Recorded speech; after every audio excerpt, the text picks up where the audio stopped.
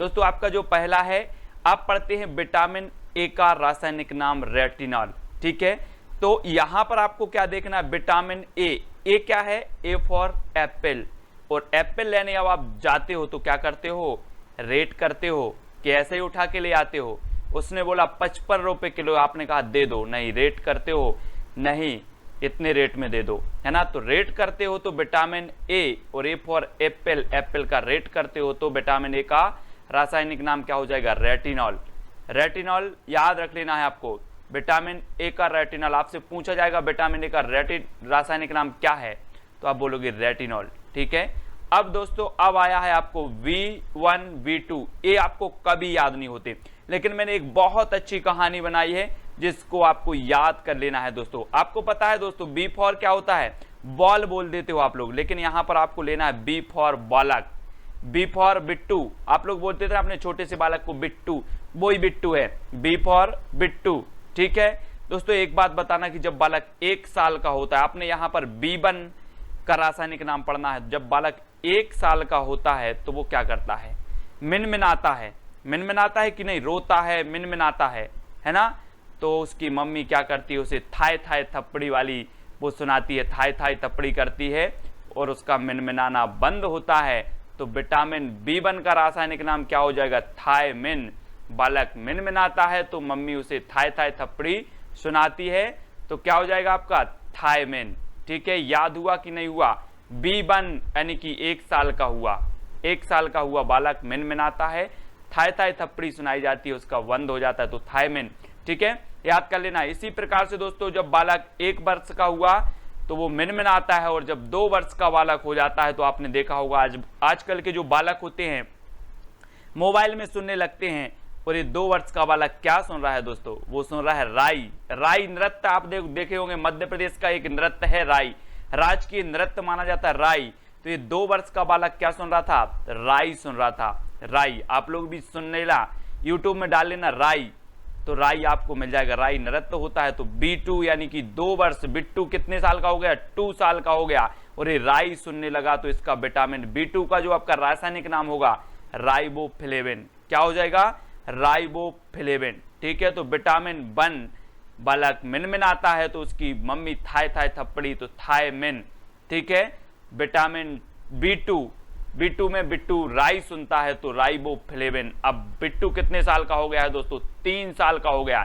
अब बिट्टू ने सोचा कि यार मैंने बहुत मिनमिना लिया है और बहुत मैंने राई सुन लिया, अब कुछ नया सीन हो जाए। बिट्टू ने क्या सोचा, 3 साल का हो गया और उसने बोला अब नया सीन हो जाए, तो B3 का रासायनिक नाम नियासिन।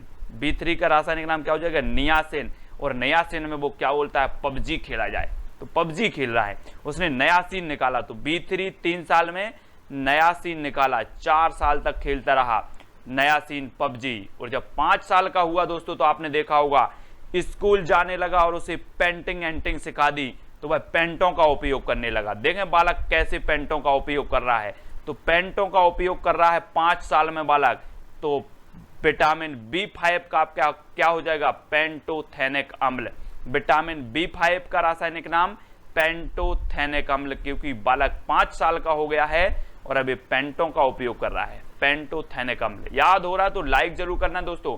विटामिन B6, अब एक चीज बताना दोस्तों, विटामिन B6 का रासायनिक नाम क्या है, पायरिडॉक्सिन। तो आपने 6 आया है, मतलब 6 आपने नाम सुना होगा मैच में, और मैच में 2 पारी होती हैं, 2 पारी होती हैं, और बिट्टू हो गया है 6 साल का, तो पारी में 6 मार रहा है बिट्टू। क्या मार रहा है, पारी में 6 मार रहा है, मैच की पारी में। और कितने साल का हो गया, 6 साल का हो गया। तो B6 का रासायनिक नाम क्या होगा, पायरिडॉक्सिन। पारी में 6 मार रहा है, क्या मार रहा है, मैच की पारी में 6, तो अब क्या हो जाएगा, पायरिडॉक्सिन। ठीक है, अब दोस्तों बिट्टू 6 साल से हो गया है 7 साल का। अब 7 साल का हो गया है, तो जब 7 साल का हो गया तो किसी साथ की जरूरत है। अब साथ की जरूरत है तो इसका बायोडाटा निकाला गया। क्या निकाला गया, बायोडाटा। और जब बायोडाटा निकाला गया तो इसकी शादी नहीं हो रही थी, बिट्टू बहुत कमजोर था, है ना, तो इसकी शादी नहीं हो रही थी, लेकिन इसे साथ चाहिए। तो B7 का रासायनिक नाम क्या होगा, बायोटिन, क्योंकि B7 साथ के लिए इसे बायो, है ना, साथ चाहिए था किसी के लिए, तो इसका बायोडाटा निकाला गया, तो बायोटिन। B7 का बायोटीन। ठीक है, अब दोस्तों इसकी शादी नहीं हो रही थी, तो इसे क्या किया गया, अब ये कमजोर था तो इसे 9 साल का हुआ और इसे फल खिलाया गया। क्या, बहुत सारे फल खिलाए गए कि ताकि बिट्टू क्या हो जाए, मोटा हो जाए। तो इसने बहुत सारे फल खाए 9 साल में, तो विटामिन B9 का क्या हो जाएगा, फॉलिक अम्ल। फल खिलाए तो फॉलिक अम्ल। ठीक है, याद रख लेना, विटामिन B9 का फॉलिक अम्ल। अब दोस्तों इसकी शादी हो गई, बिट्टू की 9 वर्ष में क्या हो गई, शादी हो गई। और सबसे अच्छी बात थी कि इसकी कितनी साली थी, 11 साली थी। दोस्तों इसकी शादी हुई 9 साल में फल खाकर, और 11 साल में 11 साली थी इसकी। और इसके मित्र कितने थे पता है आपको, 12 मित्र थे, 12 मित्र थे, है ना। और साली कितनी थी, 11। तो B11 का जो रासायनिक नाम होगा वो क्या होगा, सालिसिलिक अम्ल। सालिसिलिक अम्ल, क्योंकि B11 यानी कि इसकी कितनी साली थी, 11 साली थी, 11 साली थी, तो सालिसिलिक अम्ल। ठीक है, आपको याद हो गया होगा। अब दोस्तों इसके मित्र कितने थे, 12 मित्र थे। अब 12 मित्र ने सोचा कि चलो 12 लोगों का, 11 लोगों का तो यहां पर जुगाड़ है, शादी हो जाएगी। तो इन्होंने क्या किया, अपने बालों को साइनाइन किया, साइनो को बालमेन, बालों में क्या किया, साइनाइन किया और चल दिए। कितने मित्र, 12 मित्र। तो B11 का रासायनिक नाम क्या होगा, साइनो को बालमेन। अब आपको दोस्तों इमेज करना है, अब कुछ नहीं करना है, आंखें बंद कर लो। बिट्टू 1 साल का था, कितने साल का था, 1 साल का था, मिनमिनाता था। तो इसकी मम्मी ने इसे थाई थप्पड़ी, थाइमिन, है ना। तो इसका रासायनिक नाम क्या हो जाएगा, थाइमिन। अब बिट्टू कितने साल का हो गया, 2 साल का हो गया दोस्तों। तो वो राई सुनने लगा मोबाइल में, तो राइबोफ्लोविन, है ना। और बिट्टू फिर इसके बाद हो गया 3 साल का दोस्तों। कितने साल का हो गया, 3 साल का। तो इसने बोला कि अब सीन बदला जाए, नया सीन आ जाए, तो नियासिन। 3 साल का हुआ तो इसने बोला कि नया सीन आया, अब राई बहुत सुन ली, तो नियासिन। ठीक है, और बिट्टू अब 5 साल का हो गया दोस्तों। 5 साल का हो गया तो ये स्कूल जाने लगा और वो पेंटिंग करने लगा, तो पेंटोथेनिक, पेंटोथेनिक। ठीक है, अब पेंटोथेनिक। और ये फिर 6 साल का हुआ बिट्टू जब, तो ये 6 खेलने मारने लगा, मैच खेलने लगा, और पारी में 6 मारने लगा, 6 तो पायरिडॉक्सिन, 6 मारने लगा तो पायरिडॉक्सिन। और जब बिट्टू बड़ा हुआ और 7 साल का हो गया तो इसे 7 की जरूरत थी, तो इसका बायोडाटा निकाला गया। तो B7 का रासायनिक नाम बायोटीन। अब दोस्तों इसकी बायोडाटा तो निकल गया, लेकिन क्या नहीं हो रही थी, शादी नहीं हो रही थी। तो बिट्टू को फल खिलाया गया, 9 साल में इसकी शादी हुई, फल खिलाया गया, तो फॉलिक अम्ल, फॉलिक अम्ल, विटामिन B9 का फॉलिक अम्ल। और सबसे बड़ी बात क्या थी कि इसकी कितनी साली थी, 11 साली थी, तो B11 का सालिसिलिक अम्ल, है ना। और मित्र कितने थे, 12 मित्र थे दोस्तों। तो 12 मित्रों ने क्या किया, साइनो को बालमेन, बालों को साइनाइन किया और चल दिए। तो ये B12 का जो आपका रासायनिक नाम होगा, साइनो को बालमेन। दोस्तों अगर वीडियो अच्छा लगा हो तो लाइक करके, शेयर करके, कमेंट में जरूर बताना कि सर मुझे पूरे के पूरे विटामिन याद हो गए हैं। अगला विटामिन जो दोस्तों अपना है विटामिन सी। अब विटामिन सी यानी कि सी फॉर क्या होता है दोस्तों, कार। कार कैसी होनी चाहिए, एसी होनी चाहिए, कार एसी होनी चाहिए। तो विटामिन सी का रासायनिक नाम क्या होगा, एस कार्बिक। एस कार बिक रही, मैंने पूछा आपसे कार बिक रही है, आपने बोला एस कार बिक रही है, या फिर एसी कार बिक रही है। कैसी, एसी कार बिक रही है। तो विटामिन सी का रासायनिक नाम एस कार्बिक अम्ल हो जाएगा। ठीक है, सी फॉर कार, और कार बिक रही है तो एस कार्बिक अम्ल। ठीक है, याद हो रहा होगा दोस्तों। अब दोस्तों आपको बताना विटामिन डी का रासायनिक नाम। अब विटामिन डी आप लोग सभी समझते हैं कि विटामिन डी से क्या मिलता है, कैल्शियम मिलता है। विटामिन डी से कैल्शियम मिलता है, और कैल्शियम मिलता है तो इसका रासायनिक नाम होगा कैल्सीफेरॉल। क्या हो जाएगा, कैल्सीफेरॉल। और अगला जो आपका विटामिन है वो है विटामिन ई। विटामिन ई, इसका रासायनिक नाम है दोस्तों टोकोफेरॉल। क्या है, टोकोफेरॉल है। और ई फॉर क्या होता है, ई फॉर होता है एलिफेंट। ई फॉर एलिफेंट, और एलिफेंट को टोकोगे तो क्या हो जाएगा, फैल हो जाएगा, एलिफेंट फैल हो जाएगा और आपको चित्त कर देगा, है ना। तो टोको मत, टोको मत, ई टोको मत, है ना। तो ई का टोकोफेरॉल। ठीक है, और एक और आपका बचा है दोस्तों विटामिन के। अब विटामिन के का जो रासायनिक नाम होता है वो होता है फिलोक्विनोन। Phylloquinone, quinone. आपने एक प्रश्न सुना होगा, एक क्वेश्चन हमेशा पूछा जाता है परीक्षा में कि विटामिन के की कमी से कौन सा रोग होता है, तो आपने बताया होगा कि रक्त का थक्का नहीं जमता। क्यों नहीं जमता? क्योंकि इसका फ्लो रुक जाता है। क्या होता है? इसका फ्लो रुक जाता है। तो विटामिन के का रासायनिक नाम क्या होगा? फ्लोक्विनोन। इसका फ्लो रुक जाता है, कम हो जाता है, इसलिए रक्त का थक्का नहीं जमता। तो फ्लोक्विनोन विटामिन के का रासायनिक नाम होगा। आपको बताना है सबसे पहले, आपको 2 सेकंड में, दूध और दही में कौन सा अम्ल पाया जाता है?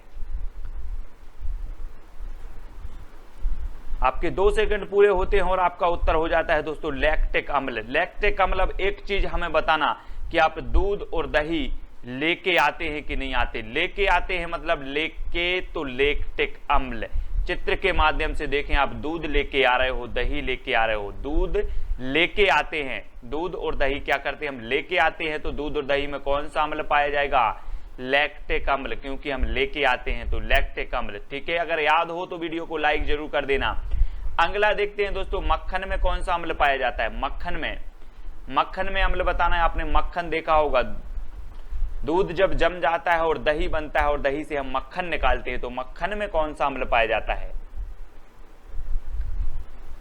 तब आपका बिल्कुल सही आंसर होगा ब्यूटेरिक अम्ल। दोस्तों आपको पता होगा कि चेहरे की खूबसूरती बढ़ाने के लिए क्या लगाते हैं? मक्खन लगाते हैं। और जब आप मक्खन लगाओगे चेहरे में तो आप ब्यूटीफुल हो जाओगे। ब्यूटीफुल यानी कि ब्यूटेरिक। तो मक्खन में कौन सा अम्ल होगा? ब्यूटेरिक अम्ल, क्योंकि मक्खन क्या बना देता है? ब्यूटी बना देता है। ठीक है, तो ब्यूटेरिक अम्ल। चित्र के माध्यम से देखो आप, ब्यूटी, ये मक्खन लगा रहे हैं और आप ब्यूटी हो जाओगे। तो मक्खन लगाओगे तो ब्यूटी हो जाओगे। तो मक्खन में कौन सा अम्ल होगा? ब्यूटेरिक अम्ल। ठीक है, याद हो रहा है तो जल्दी से वीडियो को लाइक जरूर कर देना।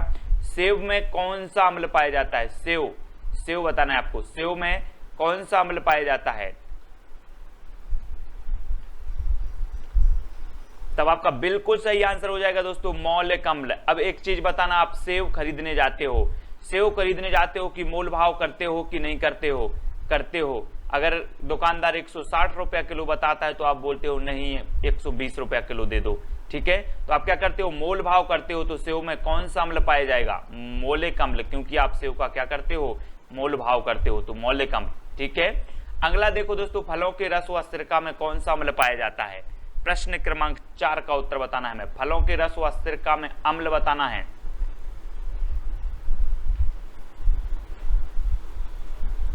आपके 2 सेकंड पूरे होते हैं और आपका उत्तर हो जाता है दोस्तों एसिटिक अम्ल। अब एक चीज बताना, आपने घरों में देखा होगा कि आप फलों को, है ना, और सिरका को काय में रखते हो? एसी में रखते हो, एसी में। तो फलों के रस व सिरका में कौन सा अम्ल पाया जाएगा? एसिटिक, क्योंकि आप एसी में रखते हो, फ्रिज में रखते हो, तो एसिटिक अम्ल। ठीक है, फलों के रस व सिरका में एसिटिक अम्ल। आपको याद हो रहा होगा दोस्तों, आपको याद नहीं करना है, अपने आप याद होगा जब आपकी परीक्षा में पूछा जाएगा कि चींटी, बिच्छू और मधुमक्खी में कौन सा अम्ल पाया जाता है। तो आपके 2 सेकंड आपके लिए उत्तर बताने के लिए। तब आपका बिल्कुल सही आंसर हो जाएगा दोस्तों फार्मिक अम्ल। कौन सा अम्ल पाया जाता है? फार्मिक अम्ल, यानी कि आप समझ गए होंगे कि खेत, आप बोलते ना कृषि फार्म, तो फार्म मतलब आपने यहां बोला कि खेत, और खेत में पता है चींटी भी पाई जाती है, बिच्छू भी पाए जाते हैं और मधुमक्खी भी पाए जाते हैं। तो खेत यानी कि फार्म। ठीक है, यहां पर देखिए आप, ये खेत है और खेत में आपको बिच्छू भी है और यहां पर खेत में मधुमक्खी भी है। तो मधुमक्खी जो है खेत में है, कृषि फार्म में है, तो फार्म है, तो इनमें कौन सा अम्ल पाया जाएगा? फार्मिक अम्ल पाया जाएगा, क्योंकि ये कृषि फार्म में मिल जाते हैं। ठीक है, तो कृषि फार्म में कौन मिल जाते हैं? चींटी, बिच्छू और मधुमक्खी। तो इनमें कौन सा अम्ल होगा? फार्मिक अम्ल होगा। ठीक है, याद हो रहा होगा दोस्तों, आप वीडियो को शेयर जरूर करें। सोडा वाटर में कौन सा अम्ल पाया जाता है? सोडा वाटर में आपने देखा होगा, सोडा बड़े अच्छे से लोग बोलते हैं कि सोडा बनाओ यार, तो सोडा वाटर में कौन सा अम्ल पाया जाता है? तब आपका बिल्कुल सही आंसर होगा कार्बोनिक अम्ल। कार्बोनिक अम्ल। आजकल आपने देखा होगा दोस्तों कि कार में लोग सोडा लेके घूमते हैं, सोडा लेके घूमते और आप बोलते हो कि सोडा बनाओ, सोडा। ये दिख रहा होगा आपको यहाँ पर सोडा लिखा, और एक कार में घूमते हैं, तो कार्बोनिक अम्ल। सोडा में कौन सा अम्ल होता है? कार्बोनिक अम्ल, क्योंकि सोडा लेकर काय में घूम रहे हैं? कार में घूम रहे हैं, तो कार्बोनिक। ठीक है, अगला देख लो तो दोस्तों, चाय में कौन सा अम्ल पाया जाता है? आप लोग चाय पीते हो, अगर मैं आपसे क्वेश्चन करूं कि आप चाय क्यों पीते हो रोज, तो आप क्या कहोगे? सबसे पहली बात तो आप दैनिक पीते हो, तो दैनिक से क्या हो जाएगा? टेनिक, ठीक है, टेनिक, है ना। चाय कब पीते हो, मैं आपसे बोलूं चाय कब पीते हो, आप बोलोगे दैनिक, तो टेनिक। अब क्यों पीते हो, तो आप बोलते हो टॉनिक मिलता है, उससे क्या मिलता है? टॉनिक। तो टेनिक आपको याद रख लेना है, एक तो दैनिक चाय पीते हो तो दैनिक से टेनिक, और चाय में क्या मिलता है, तो आपको टॉनिक मिलता है, ठीक है। तो चाय में कौन सा अम्ल पाया जाएगा? टैनिक पाया जाता है, क्योंकि चाय में आपको टॉनिक मिल जाता है। तो टॉनिक यानी कि टैनिक, आ नंबर बिल्कुल सही हो जाएगा। ये है चाय, और चाय में आपको मिलता है टॉनिक, ठीक है। हाँ, अगला देखो यहां पर वसा में कौन सा अम्ल पाया जाता है, तो आपका बिल्कुल सही आंसर हो जाएगा दोस्तों ओलिक। कौन सा अम्ल पाया जाता है? ओलिक। अब वसा अलग अलग होते हैं दोस्तों, एक तो बोलते हैं हम दिल में वसा लिया, क्या होते हैं? दिल में वसा लिया, वो वाला वसा अलग है। और वसा जो होता है जैसे घी में पाया जाता है वसा, है ना, वो वसा अलग है। तो आपको वसा में बताना है वसा में कौन सा अम्ल पाया जाता है, तो आपको याद रख लेना है ओली। ओली को दिल में वसा लिया, ओली को, ओलिक को दिल में वसा लिया, तो वसा ऐसे याद रख लेना, ओली को दिल में वसा लिया। तो वसा में कौन सा? ओलिक, ओलिक अम्ल, ओलिक, ठीक है, इस प्रकार से याद रखना है ओलिक। नींबू और मौसम्बी में कौन सा अम्ल पाया जाता है? दोस्तों आपने नींबू भी देखा होगा, मौसम्बी भी देखा। आप बोलते हैं ना कि मौसम्बी का अच्छा रस बनाओ यार, नींबू का रस बनाओ, है ना, शरबत बोलते हैं, नींबू का रस बनाओ। अब आपको नींबू और मौसम्बी का अगर रस बनाना है तो क्या करना होगा? आपने कभी बनाया भी नहीं है, तो नींबू और मौसम्बी को रस बनाने की भी एक आपके पास ट्रिक होनी चाहिए। जैसे हम ट्रिक से पढ़ रहे हैं, तो आपको भी ट्रिक होनी चाहिए। नींबू का रस और मौसम्बी का रस तभी निकलेगा जब आपके पास क्या है? ट्रिक। तो साइड ट्रिक, है ना, नींबू और मौसम्बी में कौन सा? Side trick. नींबू और मौसम्बी का रस निकालने के लिए आपके पास होनी चाहिए ट्रिक। तो इनमें जो अम्ल पाया जाता है वो पाया जाता है साइड ट्रिक, ठीक है। अगर मैं अब कभी बोलूं कि यार नींबू का रस बनाओ, बोल देना सर मेरे पास कोई ट्रिक नहीं है, या मैं ट्रिक से रस निकालता हूं, ठीक है। तो नींबू और मौसम्बी साइट्रिक अम्ल। अगला देखो, इमली और अंगूर में कौन सा अम्ल पाया जाता है? इमली भी आपने देखी होगी दोस्तों, और अंगूर भी आपने देखा होगा, तो कौन सा पाया जाता है इमली और अंगूर में? तब आपका बिल्कुल सही आंसर होगा टार्टरिक अम्ल। दोस्तों आपने देखा होगा टार्टरी, टार्टरी देखा होगा, है ना। जैसे आप बोलते ना नमकीन बनता है या कुछ बनता है तो आपको खट मिट्टा लगता है, वो टार्टरी से लगता है, टार्टरी, ये है टार्टरी। अब टार्टरी जब खटमिट्टा लगता है तो टार्टरी कैसे बनेगा? इमली और अंगूर से बनेगा, है ना। तो याद रख लेना टार्टरिक, टार्टरिक अम्ल पाया जाता है किसमें? अंगूर और इमली में, ठीक है। याद रख लेना कौन सा? टार्टरी। टार्टरी याद रख लेना, टार्टरी होता है खटमिट्टा, इमली भी खटमिट्टी होती है और अंगूर भी, तो ये टार्टरी बनती है इनसे, टार्टरी याद रखेंगे, इमली और अंगूर, टार्टरी, ठीक है। अगला देखो दोस्तों, गेहूं में कौन सा अम्ल पाया जाता है?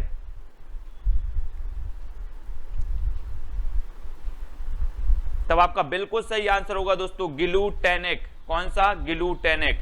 अब हम आपसे कहें कि जो गेहूं है इसमें क्या पाया जाता है? ग्लूकोज पाया जाता है, ग्लूकोज पाया जाता है, तो इसमें कौन सा अम्ल होगा? ग्लूटेनिक अम्ल। ग्लूटेनिक, ग्लू से ग्लूकोज और टेनिक से टॉनिक, ग्लूकोज का टॉनिक आपको देना चाहिए, ठीक है। तो गेहूं में ग्लूटेनिक अम्ल पाया जाता है, याद रख लेना, ठीक है, गेहूं।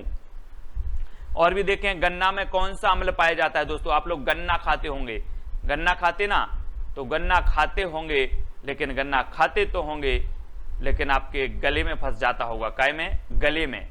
तो गन्ना में कौन सा अम्ल होगा? जब ये गले में फंस रहा है तो ग्लाइकोइन, आपने कॉइन देकर गन्ना खरीदा, कॉइन देकर गन्ना खरीदा, लेकिन ये काय में फंस गया? गले में फंस गया, तो ग्लाइकोइन, गन्ना खरीदा कॉइन देकर और गले में फंस गया। इस प्रकार से आपको क्या करना है? ग्लाइकोइन जो है गन्ने में क्या पाया जाता है? अम्ल पाया जाता है, ठीक है। तो आपको याद रख लेना है, गन्ना आपको खाना नहीं है क्योंकि ये गले में फंस जाएगा, आपको इसका जूस पीना है, ठीक है। तो ग्लाइकोइन गन्ने में अम्ल पाया जाता है, इस प्रकार से आपको याद रखना है। अब दोस्तों आपको बताना है मूत्र में कौन सा अम्ल पाया जाता है? ओलिक, कार्बोनिक, यूरिक या फिर ऑक्जेनिक? तो प्रश्न क्रमांक आपका 13 है, आपको अम्ल बताना है, तो सभी को पता है यूरिया पाया जाता है, यूरिक अम्ल पाया जाता है, ठीक है। बिल्कुल सरल है, आसान है, डी नंबर। अगला क्वेश्चन है दोस्तों, घास पत्तों में कौन सा अम्ल पाया जाता है? घास पत्तों में, जो घास के पत्ते होते हैं उनमें कौन सा अम्ल पाया जाता है?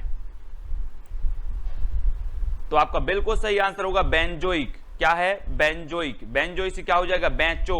बेंचो क्या? बेंचो घास के पत्ता, बेंचो, तो बेंजोइक। ठीक है, बेंजोइक पाया जाता है, आपको याद रख लेना, घास के पत्तों को बेंचो, तो बेंजोइक अम्ल पाया जाता है।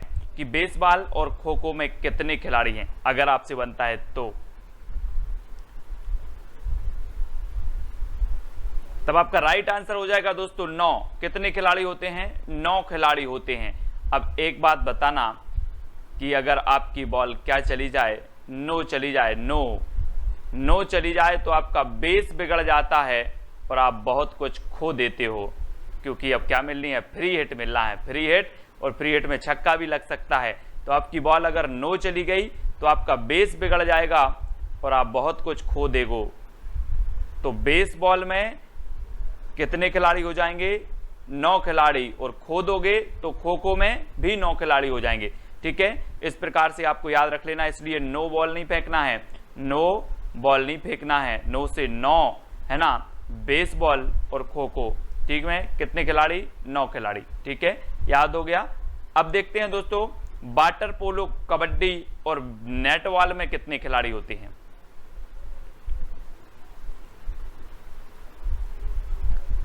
तब आपका राइट आंसर हो जाएगा दोस्तों 7 खिलाड़ी होते हैं। कितने खिलाड़ी होते हैं? 7 खिलाड़ी। अब देखो कैसे याद रखते हैं दोस्तों, अगर आप कहीं पर भी वाटर, नदी में वाटर है, तो आप क्या अकेले जाओगे?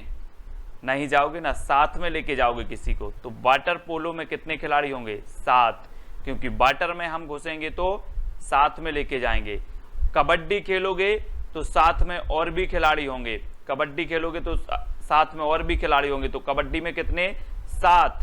नेट का आपको जिंदगी भर साथ चाहिए, बिना नेट के आपका कुछ नहीं चल रहा, तो नेट बॉल में कितने खिलाड़ी? 7 खिलाड़ी। याद रख लेना, नेट बॉल आया, आपसे पूछा नेट बॉल में कितने खिलाड़ी, आपने सोचा कि नेट आया, सन ने ट्रिक बनाई थी, नेट का साथ तो जिंदगी भर चाहिए, यानी कि 7 चाहिए, तो 7 खिलाड़ी। कबड्डी में 7 चाहिए होता है, कबड्डी अकेले नहीं खेल सकते, तो 7 चाहिए होता है, तो 7 खिलाड़ी। ठीक है, वाटर पोलो में, वाटर में हम अकेले नहीं घुसते, उसमें भी 7 चाहिए, तो 7 खिलाड़ी। तो वाटर पोलो में 7 खिलाड़ी, कबड्डी में 7 खिलाड़ी और नेटबॉल में 7 खिलाड़ी। ठीक है, अगर याद हो रहा है तो लाइक जरूर करें और भी ट्रिक देखने का प्रयास करें। अब दोस्तों आपको बताना है बास्केटबॉल में कितने खिलाड़ी होते हैं? तो आपका बिल्कुल सही आंसर हो जाएगा दोस्तों 5 खिलाड़ी होते हैं बास्केटबॉल में। ये है बास्केट, और बास्केट है तो बास्केट में कितनी बॉल बनेगी? मात्र 5 बॉल ही बनेगी। बास्केट में कितनी बॉल बनेगी? 5 बॉल ही रख सकते हैं, बास्केट छोटा है, तो बास्केट बॉल में कितनी होंगी? 5 खिलाड़ी। अब याद रख लेना, आप बास्केट लेके जाएंगे तो उसमें कितनी बॉल रख के आना है? 5 बॉल, केवल 5 ही बनेंगी। तो बास्केटबॉल में 5 खिलाड़ी होते हैं, याद रखेंगे सभी लोग। ठीक है, अगला है दोस्तों, पोलो में कितने खिलाड़ी होते हैं?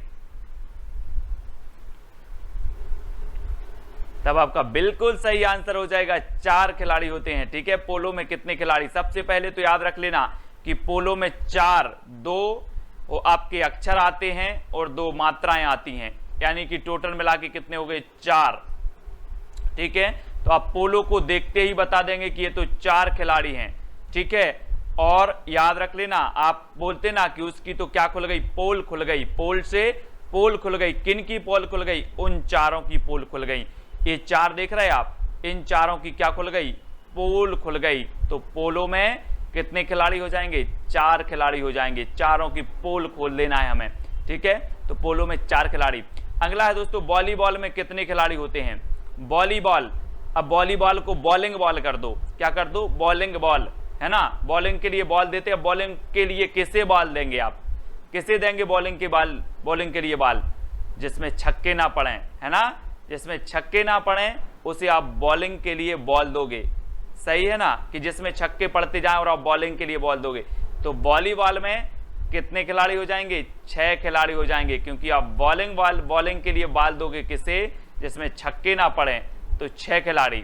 ठीक है, बॉलिंग बॉल कर दो उसको, बॉलिंग बॉल या वॉलीबॉल। ठीक है, याद हो रहा ना आपको? अगर हो रहा है तो लाइक जरूर करें, है ना, वीडियो को लाइक और शेयर। ये है दोस्तों वॉलीबॉल, ये 6 खिलाड़ी हैं, 1 2 3 4 5 6, तो 6 खिलाड़ी होते हैं वॉलीबॉल में। ठीक है, याद रखना है। अगला देखो, टेनिस, लॉन टेनिस और टेबल टेनिस। दोस्तों ये बताना है कितने खिलाड़ी होते हैं इसमें। आप लोग दोस्तों टेनिस की बॉल लेते आगे होंगे, टेनिस बॉल, टेनिस क्रिकेट प्रतियोगिता खेलते ना आप लोग, टेनिस की क्या खेलते हैं, बॉल खेलते हैं। तो टेनिस की बॉल लेकर के आओगे तो 1 या 2 लेकर आओगे, 10 तो नहीं लेकर के आओगे, 1 या 2 लेकर के आएंगे, बस सर हो जाएगा इतने में खेल लेंगे।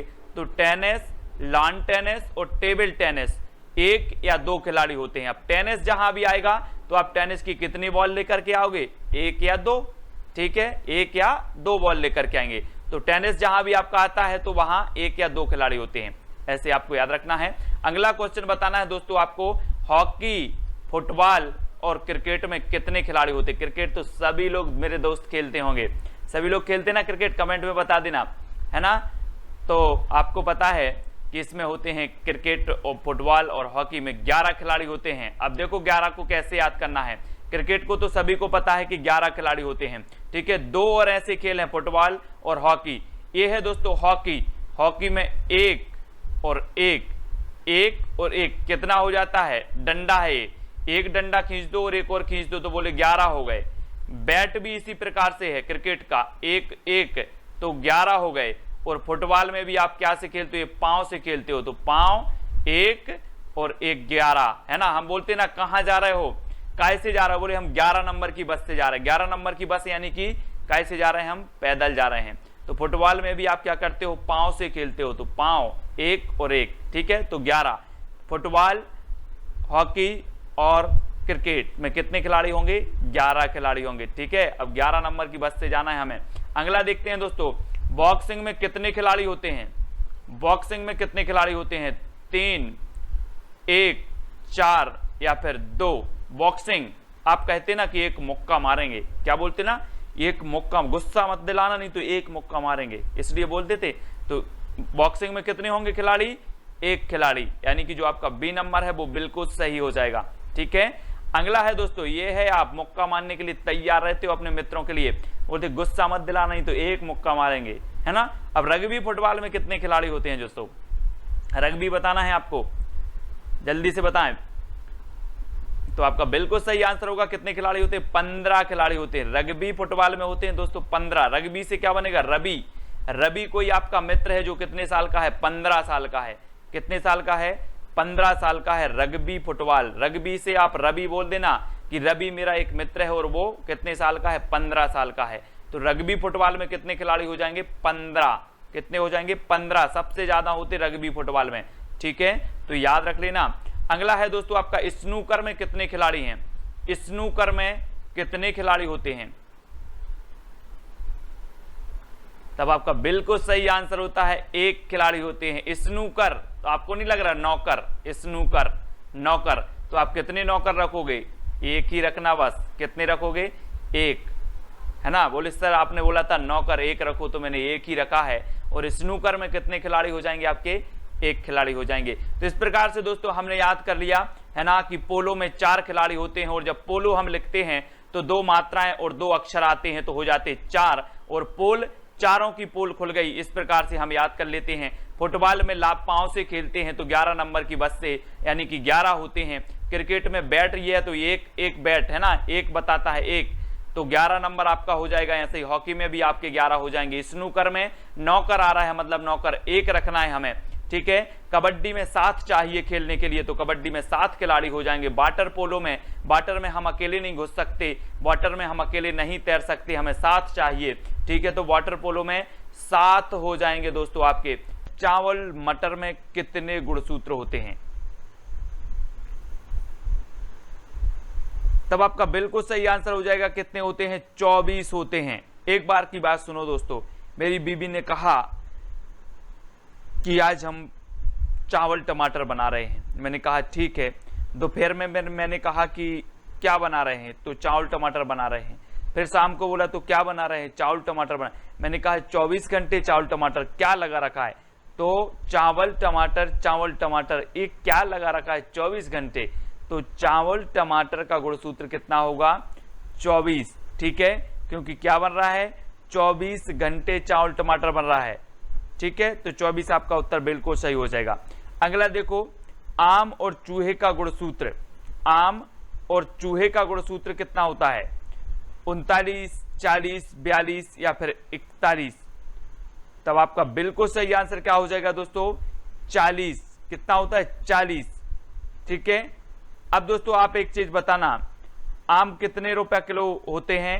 लगभग 40 रुपए किलो होते हैं। और आप 1 किलो आम 40 रुपए के खरीद कर लाए और घर पर आके रखा, और ये चूहा जो आपको दिख रहा है ये पूरा आम आपके खा गया। ठीक है, तो आप कितने रुपया के लाए थे? 40 रुपए के लाए थे और आम खा गया चूहा। कितने रुपए के? 40 रुपए के। तो आम का गुणसूत्र भी 40 हो गया, और आम 40 के खाए तो चूहे का गुणसूत्र भी कितना हो गया? 40 हो गया। अब आपको याद भी हो गया कि आम का गुणसूत्र 40 तो चूहे का गुणसूत्र भी 40 ही होगा, क्योंकि आम तो चूहा खा गया। ठीक है, इसलिए आपको याद करना है। बिल्ली, शेर और टाइगर में गुणसूत्र होते हैं। अब दोस्तों आपने देखे होंगे बिल्ली, शेर और टाइगर ये सभी एक ही प्रजाति के प्राणी हैं। अब इनके गुणसूत्र कितने होते हैं? तब आपका बिल्कुल सही आंसर हो जाएगा दोस्तों 38। कितने होते हैं? 38। अब जब आप 38 लिखते हो तो आप बोलते ना कि टाइगर क्या हो जाता है? अड़ जाता है। टाइगर अड़ जाता है, शेर भी अड़ जाता है, बिल्ली भी आपने देखी होगी अड़ जाती है। जब बिल्ली अड़ जाए तो किसी की दम नहीं होती कि बिल्ली के साइड जाएं, है ना। तो बिल्ली भी अड़ जाता है, शेर भी अड़ जाता है और टाइगर भी। तो अड़ जाता है, सो अड़ से क्या बनेगा? 38। ठीक है, तो बिल्ली, शेर और टाइगर अड़ जाते हैं, इसलिए इनके गुणसूत्र कितने हैं? 38। ठीक है, अब देखते हैं हाथी में कितने गुणसूत्र हैं। हाथी में आपको बताना कितने गुणसूत्र हैं। अगर आपसे बनता है तो कमेंट में जरूर लिखते जाएं, वीडियो को लाइक जरूर आपको करना है दोस्तों। हाथी में जो गुणसूत्र होते हैं वो कितने होते हैं? 56 होते हैं। अब आपने 56 इंच का सीना सुना होगा दोस्तों। अब जिसका 56 इंच का सीना होगा उसका शरीर भी कैसा होगा? हाथी जैसा होगा। हम बोलते ना कि हाथी जैसा शरीर लगाए हो और आप में कोई ताकत नहीं है, तो जिसका 56 इंच का सीना होगा उसका शरीर भी हाथी जैसा होगा, या फिर जो हाथी जैसा होगा उसका सीना 56 इंच होगा। ठीक है, तो 56 गुणसूत्र होते हैं हाथी में, ऐसा आपको याद करना है। अगला देखो दोस्तों, मच्छर में कितने गुणसूत्र होते हैं? मच्छर सभी लोगों ने देखे होंगे, मच्छर। तब आपका बिल्कुल सही आंसर हो जाएगा 6। यहां पर आ रहा ना 6 मच्छर, तो 6 आ रहा है यहां पर। तो मच्छर में 6 गुणसूत्र होते हैं। कितने होते हैं? 6। ये चीज याद रखनी ना, इस मच्छर में कितने गुणसूत्र हैं? 6 गुणसूत्र। ठीक है, मक्खी में कितने गुणसूत्र होते हैं दोस्तों? मक्खी, आपके घर में मक्खी रहती होंगी, आप बहुत सफाई करते फिर भी मक्खी रह जाती हैं। 1-2 मक्खी तो रह जाती हैं, 1-2 मक्खी तो रह ही जाती हैं। आप कितना सफाई करो, कितनी दवाई डालो, 1-2 मक्खी तो रह जाती हैं। तो मक्खी का जो गुणसूत्र होगा वो कितना होगा? 1-2 यानी कि 12। ठीक है, 1-2 मक्खी रह जाती हैं, इसको ऐसे याद करना है। अगला है दोस्तों, मक्का में गुणसूत्र होते हैं। मक्का बोते ना आप लोग, मक्का खाते होंगे, भुट्टे खाते होंगे मक्का, और कई लोगों को तो अगर भुट्टे मिल जाएं तो 20 भुट्टा खा जाएंगे। कितने खा जाएंगे? 20 भुट्टे खा जाएंगे। तो मक्का में गुणसूत्र होते हैं कितने? 20 होते हैं, 20। अब आप 20 भुट्टे जरूर खा जाएंगे। अगर आपको भुट्टे मिल जाए ना तो 20 भुट्टे खा जाएंगे। तो भुट्टे यानी कि मक्का का भुट्टा, और इसमें गुणसूत्र होते हैं 20। ऐसे याद करते जाना है। वीडियो अच्छा लगे तो लाइक जरूर करें और दूसरे वीडियो भी जरूर देखें इसी प्रकार के। मनुष्य में कितने गुणसूत्र होते हैं? सभी को पता है, पूछा जाता है कई बार पूछा जाता है। 23 जोड़े होते हैं। 23 जोड़े मतलब कितने हो जाएंगे? तो आपने बिल्कुल सही आंसर बताया 46 यानी कि जो बी नंबर है वो बिल्कुल सही। 23 जोड़े या फिर 46 इस प्रकार से आते हैं। अगला बताना है दोस्तों आपको, चिंपांजी और आलू में कितने गुणसूत्र होते हैं? आपने अगर कोहलर का सिद्धांत पढ़ा होगा, बाल विकास मनोविज्ञान में कोहलर का सिद्धांत पढ़ा होगा, तो कोहलर क्या करता है कि उसको केला उसको भूख लगती है तो उसको केला चाहिए, तो और केले के लिए वो अड़ जाता है। क्या हो जाता? अड़ जाता है। तो चिंपांजी और आलू, यहां पर चित्र में देखो, ये चिंपांजी है और ये चिंपांजी भी आलू खाना है इसको, ये अड़ गया है कि हमें तो आलू ही खाना है। कौन? चिंपांजी अड़ गया है कि आलू खाना है। अड़ गया है तो 48। ठीक है, और ये 48 साल का चंपा है, ठीक है, ये लगभग 48 आलू खा जाएगा। कितने खा जाएगा? 48। तो 48 आलू खा जाएगा चंपा 48 साल का, ठीक है, और ये अड़ गया है आलू खाने के लिए। तो इस प्रकार से आपका उत्तर हो जाएगा 48। चंपा जी और आलू का गुणसूत्र कितना होगा? 48, ठीक है। अब देखें दोस्तों, घोड़ा का जो घोड़ा में जो गुणसूत्र होते हैं वो कितने होते हैं? घोड़े में बताना है आपको कितने गुणसूत्र होते हैं घोड़े में। तो आपका बिल्कुल सही आंसर हो जाएगा 64। जी हां दोस्तों, ये जो घोड़ा है ये अपने 4 पांव से एक दिन में 64 किलोमीटर दौड़ता है ना। घोड़ा एक दिन में कितने किलोमीटर दौड़ता है? 64 किलोमीटर। आपको याद रख लेना 64, ठीक है। नेक्स्ट देखते हैं, कबूतर में गुणसूत्र होते हैं कितने होते हैं? कबूतर में गुणसूत्र प्रश्न क्रमांक 11 का उत्तर बताना है। तो आपका बिल्कुल सही आंसर हो जाएगा दोस्तों 80 साल, है ना। 80 कितने गुणसूत्र होते हैं कबूतर में? 80 गुणसूत्र होते हैं, क्योंकि आजकल के जो 80 साल के बुड्ढे हैं वो भी ये गाना गाते हैं, कबूतर जा जा जा। आपने नाम सुने होंगे ना। तो 80 साल का बुड्ढा भी क्या गाता है? कबूतर जा जा वाला गाना गाता है। तो कबूतर में कितने गुणसूत्र होते हैं? 80, क्योंकि 80 साल का बुड्ढा भी गाना गाता है, कबूतर जा जा जा। इस प्रकार से याद करते जाना है, ठीक है। ये देखो कसरत कर रहे हैं 80 साल के बुड्ढे। प्याज और कंगारू में गुणसूत्र होते हैं कितने होते हैं? 12 का उत्तर में बताना है। प्याज और गुणसूत्र कंगारू में कितने होते हैं?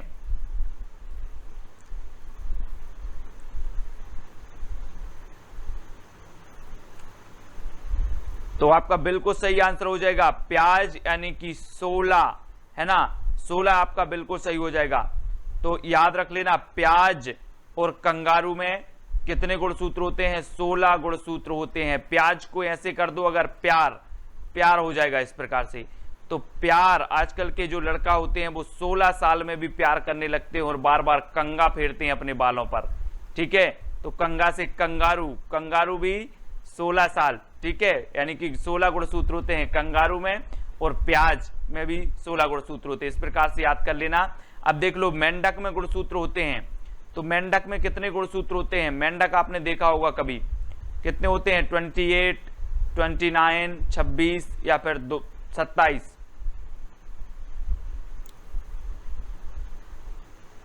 तो आपका बिल्कुल सही आंसर होगा कितने होते हैं? 26 होते हैं। आप अगर बरसात के समय में चाहो तो 26 मेंढक को ढक सकते हो। ढक 26 मेंढक को ढक सकते हो। तो मेंढक में गुणसूत्र कितने होते हैं? 26, है ना। गाजर में गुणसूत्र होते हैं दोस्तों। गाजर में कितने होते हैं? तब आपका बिल्कुल सही आंसर होगा 18। और आप अगर गाजर का क्या खाते हो? गाजर का जूस पीते हो, जूस, तो आप भी कितने साल के हो जाओगे? अब दोस्तों आपको बताना है, गाजर में गुणसूत्र होते हैं कितने गुणसूत्र होते हैं गाजर में? आपने गाजर देखी होगी। तो आपका बिल्कुल सही आंसर होगा 18। कितने गुणसूत्र होते हैं? 18 गुणसूत्र होते हैं।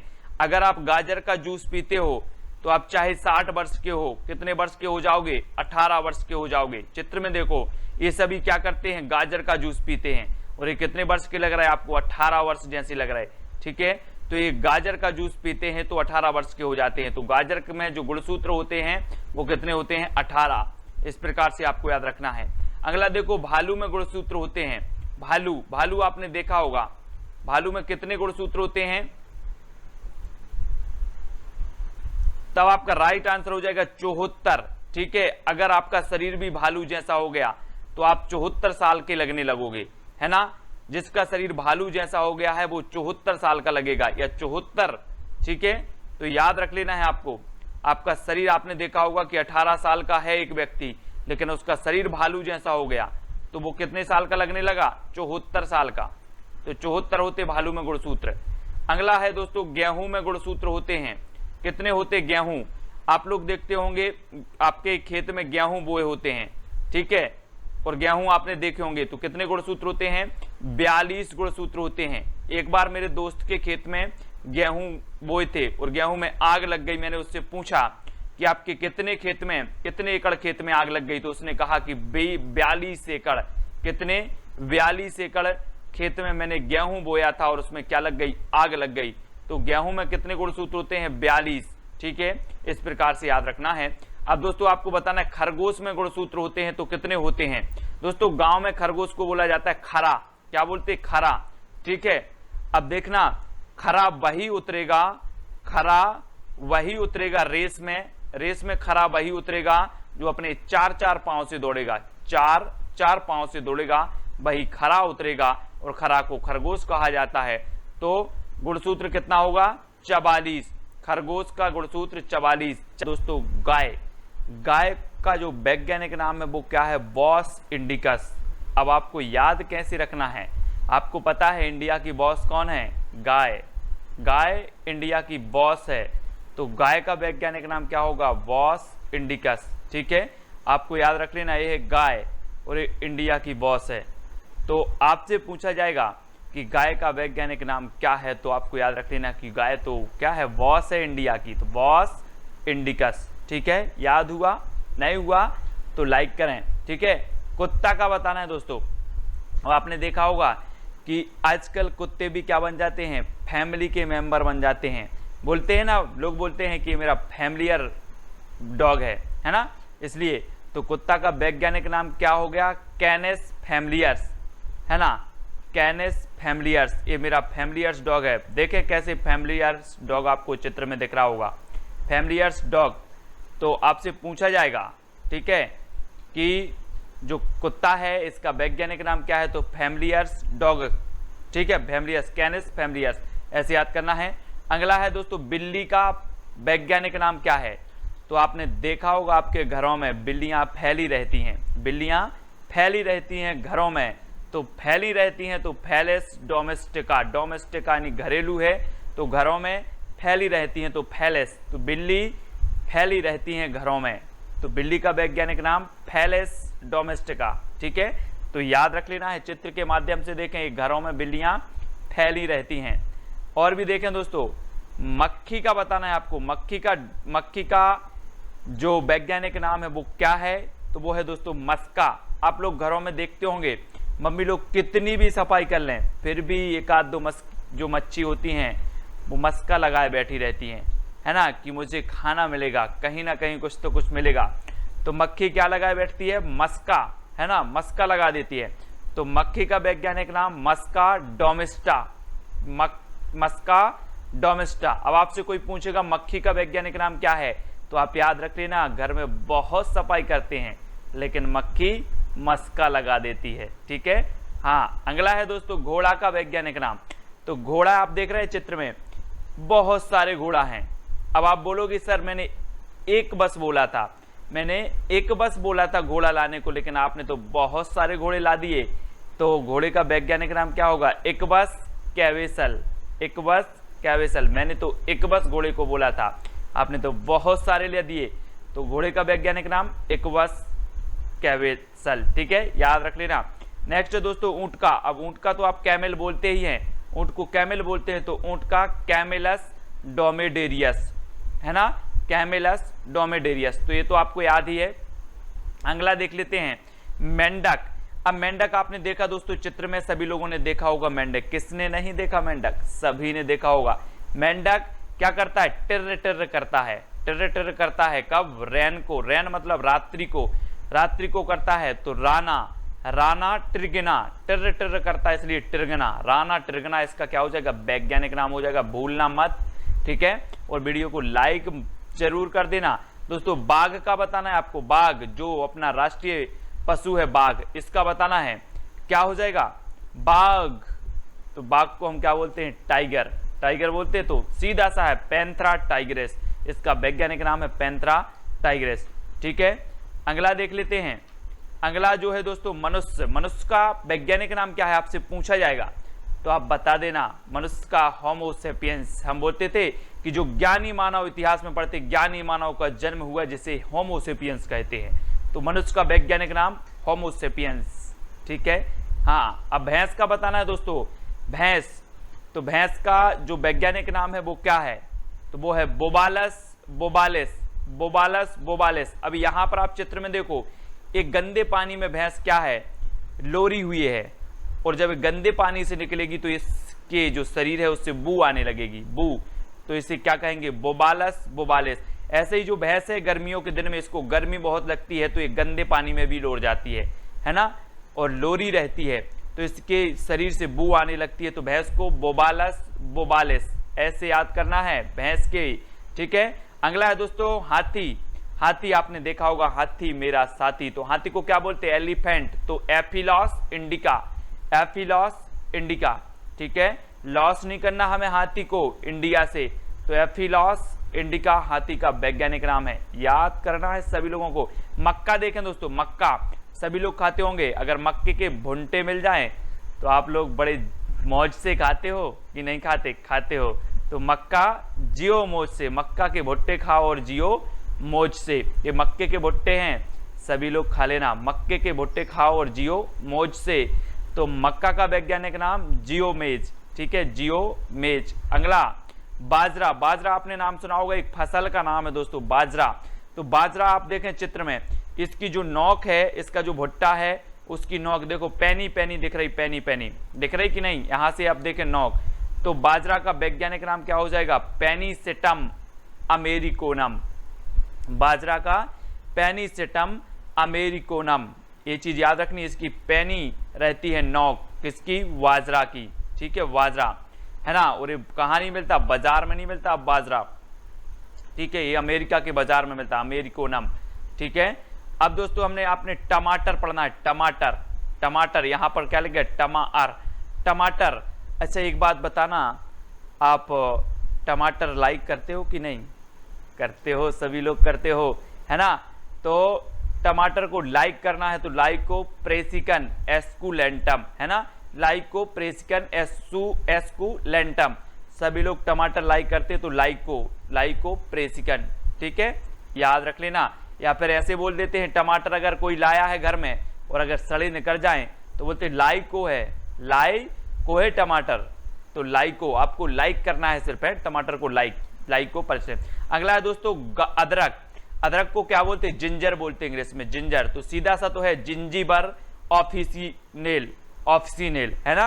और ऑफिस में क्या मिल जाए, अदरक की चाय मिल जाए आपको, बस ठंड के दिनों में अब बोलोगे यार अदरक वाली चाय लेकर के आओ, अदरक वाली, तो ऑफिस में आपको अदरक वाली चाय लेके आना है, जिंजर वाली, जिंजर। तो अदरक का वैज्ञानिक नाम क्या हो जाएगा, जिंजीवर ऑफिसिनेल, ठीक है।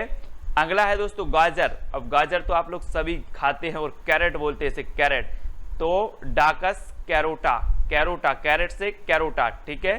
गाजर का वैज्ञानिक नाम डाकस कैरोटा। अब तो इसमें कोई याद नहीं रखना ना, कैरोटा सीधा तो है। अगला देखते हैं मूली।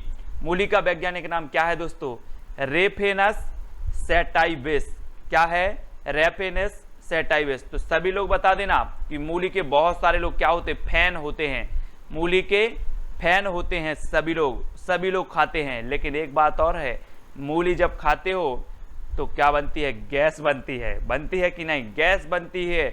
और जब गैस निकलती है तो सभी लोग बोलते हैं रे फैन चलाओ, फैन चलाओ, तभी सेटलमेंट होते हैं ना।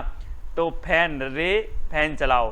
तो मूली का रेफेनस सेटाइवेस, इस प्रकार से कुछ लोग फैन भी होते हैं मूली के, बहुत खाते हैं, है ना।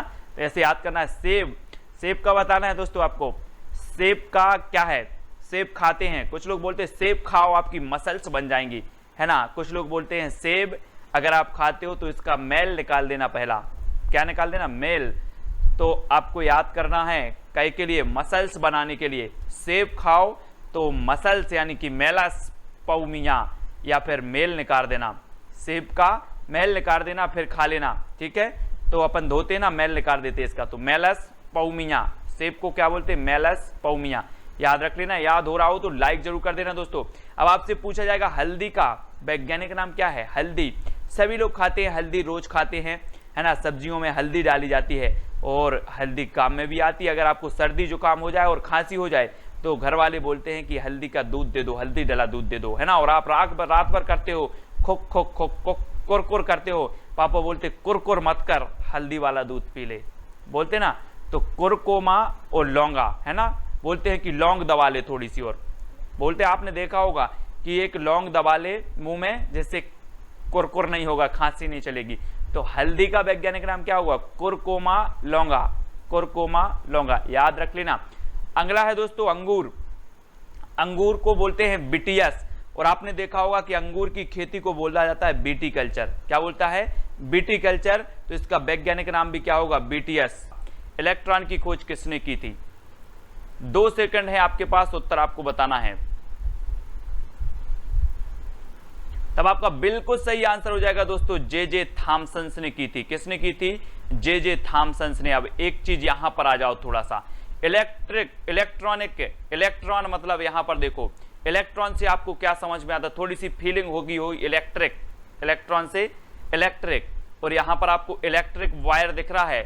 इस बच्चे ने क्या किया? इस इलेक्ट्रिक वायर को पकड़ लिया और इसकी सांसें क्या हो गई? थम गई। इसकी सांसें थम गई। तो इलेक्ट्रॉन की खोज कौन करेंगे? थॉमसन करेंगे कि नहीं करेंगे? क्योंकि इलेक्ट्रिक वायर पकड़ा, इलेक्ट्रॉन मतलब इलेक्ट्रिक, और इलेक्ट्रिक वायर पकड़ लिया, आप भी पकड़ोगे तो आपकी भी सांसें थम जाएंगी। तो थॉमसन बिल्कुल सही हो जाएगा। ठीक है, याद रख लेना है आपको, इलेक्ट्रॉन की खोज किसने की थी? थॉमसन ने की थी। ठीक है, याद हो रहा है तो वीडियो को लाइक जरूर करें। अगला देखते हैं दोस्तों, क्लोरीन की खोज किसने की? क्लोरीन, क्लोरीन से क्या हो जाएगा आपका? किलो बन रहा है यहां पर, किलो, 50 किलो क्लोरीन। अब आपको हिंट दे दी मैंने, आप जल्दी से बताएं 2 सेकंड में। तब आपका बिल्कुल सही आंसर होगा दोस्तों सीले, सीले, है ना। अब यहां पर देखो जरा, मैं बोलूं, आप मेरे पास आए कि सर मुझे 50 किलो शक्कर दे दो। मैंने बोला मैंने 50 किलो शक्कर तौल दी है, अब बोरी को सीले और ले जा, बोरी को सीले और ले जा। कितने किलो?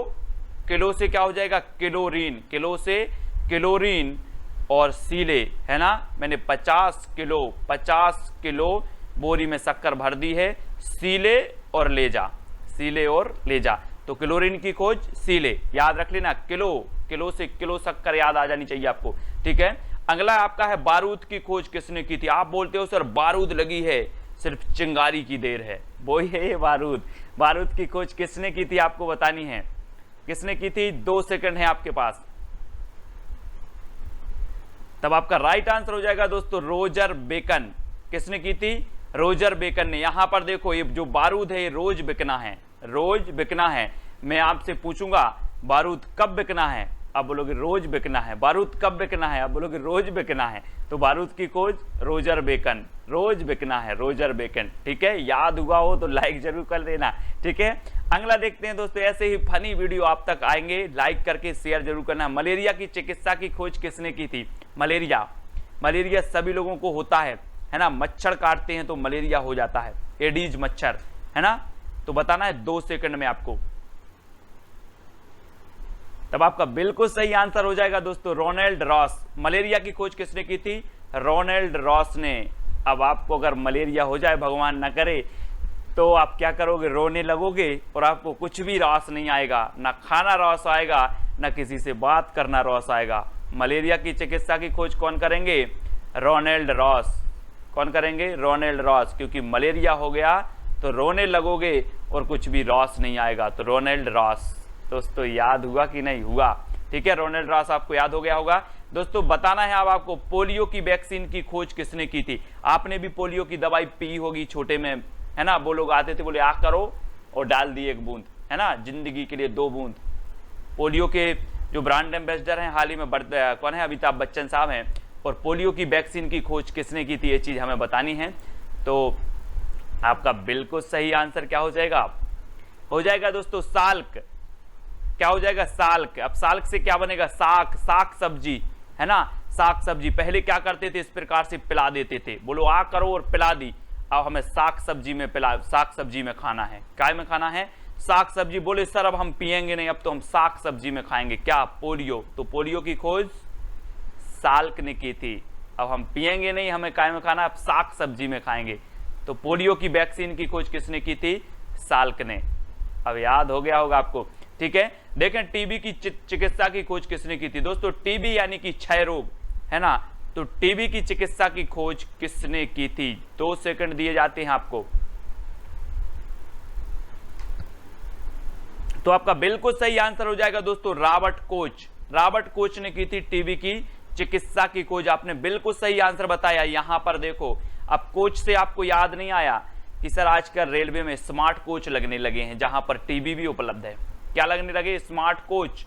यहां पर देखो, ये स्मार्ट कोच है, यहां पर टीबी भी सब उपलब्ध है। तो टीबी की जो वैक्सीन है इसकी खोज कौन करेगा? कोच ही होगा ना, कोई कोच। तो रॉबर्ट कोच, इस प्रकार से याद कर लेना, ठीक है। टीबी की चिकित्सा की खोज की थी किसने? रॉबर्ट कोच ने। अब टीबी कोच में भी लगने वाले लगे हैं, रेलवे कोच में। तो इस प्रकार से याद करना है। अगला देखो, टाइफाइड की जो जीवाणु है इसकी खोज किसने की थी? टाइफाइड, मोतीझरा बोल देते हैं इसको, मोतीझरा। आपको कभी हुआ हो, है ना, या किसी को हुआ हो, आपको पता होगा तो जल्दी से बताएं। 2 सेकंड दिए जाते हैं आपको। तब आपका बिल्कुल सही आंसर हो जाएगा दोस्तों रोबर्थ। टाइफाइड के जीवाणु की खोज किसने की थी? रोबर्थ ने की थी। अब यहां पर आ गया बर्थ। क्या आ गया? बर्थ। हम बोल देंगे कि आपका बर्थ क्या है, तो आप बोलोगे सर आज ही तो है मेरा बर्थ, यानी कि आज क्या है? आपका बर्थडे है ना? क्या है आज का? बर्थडे है। तो आप क्या करोगे? टाइफाई लगा के आओगे और मैं बोलूंगा आज क्या बात है, टाइफाई लगा के आ गए दोस्त। तो आप बोलोगे सर आज मेरा बर्थ है, बर्थ है ना, आज मेरा बर्थडे है। Very good. तो टाइफाइड के जीवाणु की खोज किसने की थी? रोबर्थ ने की थी। रोबर्थ, है ना। वर्थ में हमें क्या लगाना है? टाइफाइड पहन के आना है, बिल्कुल इस प्रकार से। ये टाइफाई है, इसका वर्थ है ना। सभी लोग हैप्पी बर्थडे बोल देना इसको, वर्थ है इसका। अगला देखो, विटामिन सी की खोज किसने की थी? विटामिन सी दोस्तों, सी नहीं करना है आप, सी। विटामिन सी की खोज 2 सेकंड आपको दिए जाते हैं। तब आपका बिल्कुल सही आंसर हो जाएगा दोस्तों होल कट। किसने की थी? Hole cut. अब सी फॉर कैट नहीं बोल देना, अब कट बोलना है, सी फॉर कट। तो होल कट। और यहां पर देखो जरा, सी में ये कट लगा है, यहां से कट, यहां पर पूरा है और यहां पर एक कट लग गया, तो होल कट। यहां पर होल है और कट लगा है। तो विटामिन सी की खोज किसने की थी?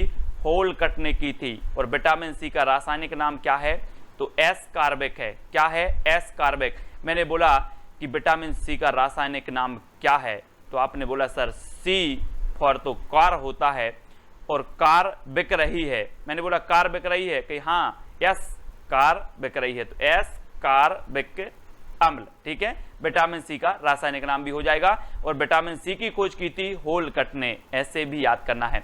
रुधिर वर्ग की खोज किसने की थी? अब दोस्तों आपको ट्रिकी वे में याद करना है। आप लोग बोलते हैं कि मेरे नंबर कम क्यों आते हैं? आप कुछ नया करो। पढ़ते तो आप बहुत हो, लेकिन कुछ ऐसी चीजें याद करो जिसको जानते हुए भी आप पेपर में गलत करके आते हो। ऐसी ट्रिक से याद करो कि आपके माइंड में वो सेट हो जाए। आप लगातार बने रहे इस चैनल पर, आपको ट्रिक वीडियो मिलेंगे। रुधिर वर्ग की खोज किसने की थी? रुधिर वर्ग यानी कि ब्लड ग्रुप। आप बोलते ना मेरा ब्लड ग्रुप है A+, है ना, ऐसे ही आपका ब्लड ग्रुप होगा। आप बोलोगे सर मुझे ब्लड ग्रुप की जरूरत है, बोलोगे ना, कभी जरूरत पड़े तो बता देना। रुधिर वर्ग की खोज किसने की थी? तो आप बोलोगे सर मुझे ब्लड ग्रुप की जरूरत है, मैं बोलूंगा कब? आप बोलोगे सर कल। बोलोगे कल? हाँ, और मुझे कल लेके कहां करना है? लैंड करना है और दिल्ली जाना है। तो रुधिर वर्ग की खोज किसने की थी? कार्ल लैंडस्टीनर, यानी कि जो विकल्प नंबर डी है वो सही है। रुधिर वर्ग यानी ब्लड ग्रुप की जरूरत कब है? कल है। तो कार्ल लैंडस्टीनर, ठीक है। डी नंबर आपका बिल्कुल सही हो जाएगा, है ना। अगला बताना है दोस्तों आपको, इंसुलिन की खोज किसने की थी? 2 सेकंड में आपको उत्तर का चयन करके कमेंट में लिख देना है। इंसुलिन की खोज किसने की थी? तब आपका राइट आंसर हो जाएगा दोस्तों बैटेन। बैटेन से नहीं लग रहा आपको? बैटिंग, बैटिंग, बैटिंग कौन करते थे? सुनील गावस्कर। और यहां पर देखो इंसुलिन, इंसुलिन मतलब सुनील, ऐसे आभास नहीं हो रहा आपको? इंसुलिन, सुलिन, है ना। तो सुनील गावस्कर क्या करते थे? बैटिंग करते थे। तो इंसुलिन की खोज कौन करेंगे? बैटेन। बैटिंग, बैटिंग से बैटेन, इंसुलिन, सुनील, है ना, गावस्कर बैटिंग करते थे, ये बैटिंग, ठीक है। अब बताना है आपको जीवाणु की खोज किसने की? जीवाणु। अब मैं थोड़ा सा हिंट देता हूं आपको कि संसार में प्रत्येक जीवाणु को जीने का हक है। हक है कि नहीं है? आप थोड़ा सा सोचो। प्रकृति ने किसी जीवाणु को यहां पर भेजा है धरती पर, बनाया है तो उसको जीवन जीने का हक है। तो जीवाणु की खोज कौन करेंगे? जल्दी से बता देना। और आपका बिल्कुल सही आंसर आपने बता दिया है, ट्रिक आपने भी लगा ली है, ल्यूवेनहॉक, है ना। जीवाणु को जीने का क्या है? हक है, हक। तो ल्यूवेनहॉक, ठीक है, जीवाणु को जीने का हक है। 3 नंबर आपका बिल्कुल सही हो जाएगा। अगला बताना दोस्तों, डीएनए की खोज किसने की थी? डीएनए, तो आपका बिल्कुल सही आंसर हो जाएगा दोस्तों जेम्स वाट ने। किसने की थी? James Watt. ये देखो mister Sudhir Chaudhary Zee news के, है ना, ये क्या करते हैं? डीएनए टेस्ट करते, न्यूज का डीएनए टेस्ट करते और सबकी बाट लगा देते हैं, और जिसका बनता था बिगड़ता था सबका किरकिरा कर देते। क्या कर देते? किरकिरा। तो डीएनए की खोज कौन करेंगे? जेम्स वाट, क्योंकि ये डीएनए में वाट लगा देते हैं और किरकिरा कर देते, तो क्रिक, जेम्स वाट क्रिक, ठीक है। अब बोलना नहीं आप कभी डीएनए, बोले डीएनए सर ने बताया था कि डीएनए में वो क्या करते? वाट लगा देते सबकी, है ना। आप भी देख लेना सुधीर चौधरी का डीएनए टेस्ट जी न्यूज पर। तो जेम्स वाट आपने भी देखा होगा। अगला बताना है दोस्तों, विटामिन डी की खोज किसने की थी? विटामिन डी की खोज, तो आपका बिल्कुल सही आंसर हो जाएगा दोस्तों क्या? हॉपकिंस। किसने की थी? हॉपकिंस ने की थी। और विटामिन डी का जो रासायनिक नाम है वो कैल्सीफेरॉल है। क्या है? कैल्सीफेरॉल। और कैल्शियम आपको मिलता है सूर्य से, ठीक है। लेकिन यहां पर विटामिन डी, और डी फॉर डैडी, और जो डैडी होते हैं आपके डैडी, वो घर के हॉपकिंस किंग होते हैं, फुल नहीं होते। अब बोल नहीं देना, आप डैडी से पूछ लेना थोड़ी सर आप डैडी आप घर के हाफ किंग हो? डैडी बोलेंगे हाँ हाफ किंग है, हाफ किंग। और फिर बोलना कि हाँ बाकी हाफ किंग कौन है? तो वो बोलेंगे यहाँ पर इस चित्र में कि हाफ किंग आपकी मम्मी और हाफ किंग मैं हूँ, ठीक है। तो डी फॉर डैडी और डी क्या रहते हैं? हाफ किंग रहते हैं घर के। तो विटामिन डी की खोज हॉपकिंस ने की थी। हॉपकिंस याद कर लेना है दोस्तों, फनी ट्रिक जैसे भी याद हो, याद होनी चाहिए। होम्योपैथिक की खोज किसने की थी? प्रश्न क्रमांक 14। होम्योपैथिक की खोज, 4 विकल्प हैं और आपको बताना है, और आपका बिल्कुल सही आंसर हो जाएगा विकल्प नंबर आ। विकल्प नंबर आ यानी कि हनी मैन। अब हनीमून नहीं बोल देना, नहीं तो बोले सर मैं तो हनीमून मनाने जा, ऐसा नहीं है। होम्यो आया आपका होम में कौन रहता है? मैन रहते हैं, लेकिन और कोई भी रहता है। यहां पर देखो ये है होम, यहां पर मैन भी रहते हैं और हैन भी रहते हैं। हैन से हैनी मैन है ना। होम में कौन रहते हैं? हैनी रहते हैं और मैन, तो हैनी मैन। होम्योपैथिक की खोज किसने की थी? हैनी मैन ने। जल का पीएच मान कितना होता है? तब आपका बिल्कुल सही आंसर क्या हो जाएगा? 7, ठीक है। जल का पीएच मान कितना होता है? 7 होता है। और एक चीज बताना दोस्तों कि जल जो है, हम बोलते ना कि जल है तो कल है, और जिंदगी भर हमारा साथ नहीं छोड़ेगा। तो कौन नहीं छोड़ेगा? जल। अर्थात जल हमारी जिंदगी भर के लिए उपयोगी है और हमें साथ लेकर के चलना है बॉटल में, ठीक है। तो साथ लेकर चलना है तो 7। जल का पीएच मान क्या हो जाएगा? 7, ठीक है। जल हमें साथ लेकर चलना है तो पीएच मान 7, ठीक है। याद हो रहा ना आपको? अगला देखो, नमक का पीएच मान कितना होता है? नमक का पीएच मान बताना है। तब आपका बिल्कुल सही आंसर क्या हो जाएगा? 7, ठीक है। जिस प्रकार हमें जल को साथ में लेकर के चलना है, वैसे ही जब आप खाना बनाते हो या कुछ करते हो तो नमक साथ में लेते हो कि नहीं लेते? नमक का साथ होना भी उसी प्रकार जरूरी है, ठीक है। तो नमक का पीएच मान भी कितना हो जाएगा? 7 हो जाएगा, ठीक है। आप हर एक चीज में, खाना में जो है नमक डालते हो, नमक साथ में चाहिए, तो नमक तो होना ही चाहिए आपके साथ, तो 7 हो जाएगा नमक का पीएच मान, ठीक है। अगला देख लो, रक्त का पीएच मान कितना होता है? रक्त का पीएच मान बताना है। तब आपका राइट आंसर क्या हो जाएगा? 7.4। ये रक्त का पीएच मान होता है, ठीक है। अब दोस्तों एक चीज बताना कि रक्तदान जो शिविर है वो सप्ताह के 7 दिन लगना चाहिए कि नहीं? लगना चाहिए 7 दिन। तो आपका 7 हो जाएगा रक्त शिविर, ठीक है। और 4 बार साल में, 4 बार, 1 वर्ष में 4 बार आपको रक्तदान करना चाहिए। तो 7.4, ठीक है। रक्त शिविर आपके 7 दिन लगना चाहिए और 4 बार आपको क्या करना चाहिए, रक्तदान करना चाहिए। 7.4 ये रक्त का पीएच मान हो जाएगा, ठीक है, याद रख लेना है आपको। अगला देखो आंसू का पीएच मान, ठीक है, आंसू का पीएच मान क्या हो जाएगा, तब आपका बिल्कुल सही आंसर होगा दोस्तों 7.4। अब एक चीज बताना कि जब सप्ताह के 7 दिन शिविर लगेगा, रक्त शिविर, रक्तदान शिविर, ठीक है, और आप वर्ष में 4 बार डोनेट करोगे तो किसी की आंखों में आंसू आ पाएंगे क्या, नहीं आ पाएंगे। तो आंसू का पीएच मान कितना हो जाएगा 7.4, ठीक है, इस प्रकार से याद रख लेना। आंसू नहीं आएंगे अगर व्यक्ति सप्ताह के 7 दिन और वर्ष में 4 बार ब्लड डोनेट करेंगे तो, ठीक है। अगला आपको बताना है दोस्तों नींबू का पीएच मान कितना है। नींबू सभी लोग जानते होंगे, नींबू का पीएच मान कितना होता है, तब आपका बिल्कुल सही आंसर हो जाएगा दोस्तों 2.4, ठीक है, 2.4, 2.4। अब एक चीज बताना, ये 10 का नोट है ना, ये 100 का नोट है। अब आप 10 का नोट लेके जाना, 10 का नोट लेके जाना और बोलना नींबू दे दो, तो आपको 100 नींबू नहीं मिलेंगे, कितने मिलेंगे, 2-4 नींबू मिलेंगे, ठीक है। 10 रुपया के आपको 2-4 नींबू मिलेंगे। जरा जाके देख लेना तो नींबू का पीएच मान कितना होगा 2.4 यानी कि 2.4, ठीक है, नींबू का 2.4, ठीक है। अगला देखो, याद हो रहा है तो वीडियो को लाइक जरूर करें। दूध का पीएच मान आपको बताना है, दूध का पीएच मान कितना होता है, तब आपका राइट आंसर हो जाएगा दोस्तों 6.4 अर्थात 64, ठीक है। आज महंगाई के दौर में आपको पता है दूध कितने रुपया लीटर है, 64 रुपया, है ना, 6.4 यानी 64, तो 64 रुपया लीटर है दूध, ठीक है। तो दूध का पीएच मान कितना हो जाएगा 64, ठीक है, 6.4 ये दूध का पीएच मान हो जाएगा। अगला देख लो शराब का पीएच मान कितना होता है। शराब का पीएच मान आपको बताना है कितना होता है, 2.8, 2.5, 3.6 या फिर 2.6। तो आपका बिल्कुल सही आंसर हो जाएगा दोस्तों 2.8।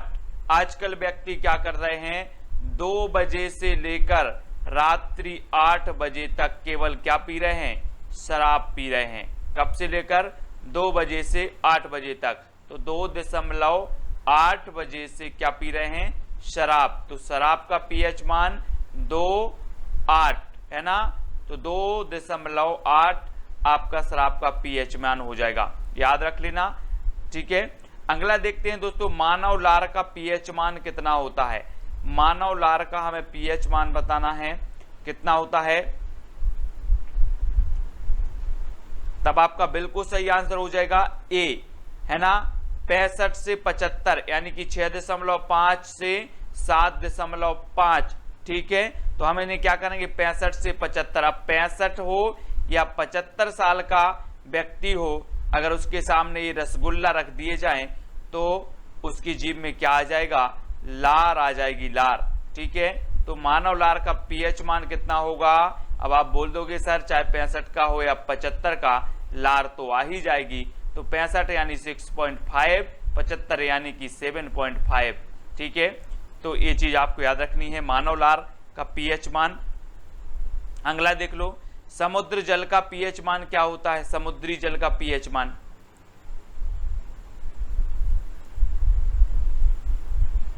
तब आपका बिल्कुल सही आंसर होगा 8.5, ठीक है।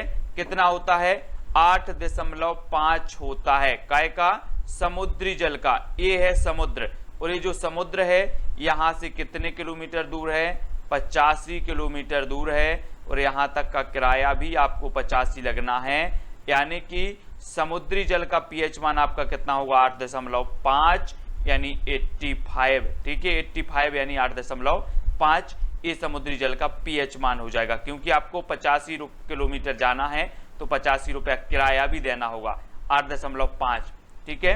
अगला आपको बताना है दोस्तों मानव मूत्र का पीएच मान कितना होता है। मानव मूत्र का बताना है प्रश्न क्रमांक 11 का उत्तर। तब आपका बिल्कुल सही आंसर हो जाएगा 4.8 से 8.4। अब 4.8 है, यहां पर उल्टा कर दो 8.4। ये क्या है? मानव मूत्र का पीएच मान होता है। नीरजा रोग किससे संबंधित है? अग्नि नीरजा रोग बताना है आपको। 2 सेकंड दिए जाते हैं, 4 विकल्प में से आप चयन करके उत्तर जरूर बताएं। तब आपका बिल्कुल सही आंसर हो जाएगा दोस्तों अग्नि नीरजा रोग संबंधित है सेव से। आपने सेव खाया होगा, ये सेव है ना? कईयक के तो जीभ में पानी आ गया होगा, तो ये सेव है, ठीक है। और इससे संबंधित जो रोग है वो कौन सा? अग्नि नीरजा। यहां पर देखो दोस्तों, ये सेव की खेती है और यहां पर क्या लग गई है? अग्नि लग गई है। तो आप क्या डालोगे? नीर डालोगे। नीर क्या डालोगे? नीर डालोगे। तो अग्नि नीरजा काय की खेती में? सेव की खेती में, है ना? सेव की फसल में अग्नि लग गई है तो आप नीर डालोगे। तो अग्नि नीरजा जो रोग होगा वो किससे संबंधित होगा? सेव से संबंधित होगा। याद रख लेना। याद हुआ कि नहीं हुआ? अग्नि नीरजा सेव से संबंधित। अगला है ब्राउनिंग रोग किससे संबंधित है? ब्राउन मतलब क्या होता है दोस्तों? आपने पढ़ा होगा ब्राउन मतलब क्या होता है? भूरा, ठीक है। और आप यहां पर देखें कि धान, गेहूं, नींबू, फूल गोभी, इनमें से भूरा कौन होता है? भूरा। जल्दी से बताएं और उत्तर आपको बताना है। ब्राउनिंग रोग किससे संबंधित है? तब आपका राइट आंसर क्या हो जाएगा? आपने बिल्कुल सही बताया है, फूल गोभी, ठीक है। ब्राउनिंग रोग संबंधित है दोस्तों। ये देखो फूल गोभी, चित्र के माध्यम से आप देख सकते हैं, भूरी है बिल्कुल, है ना?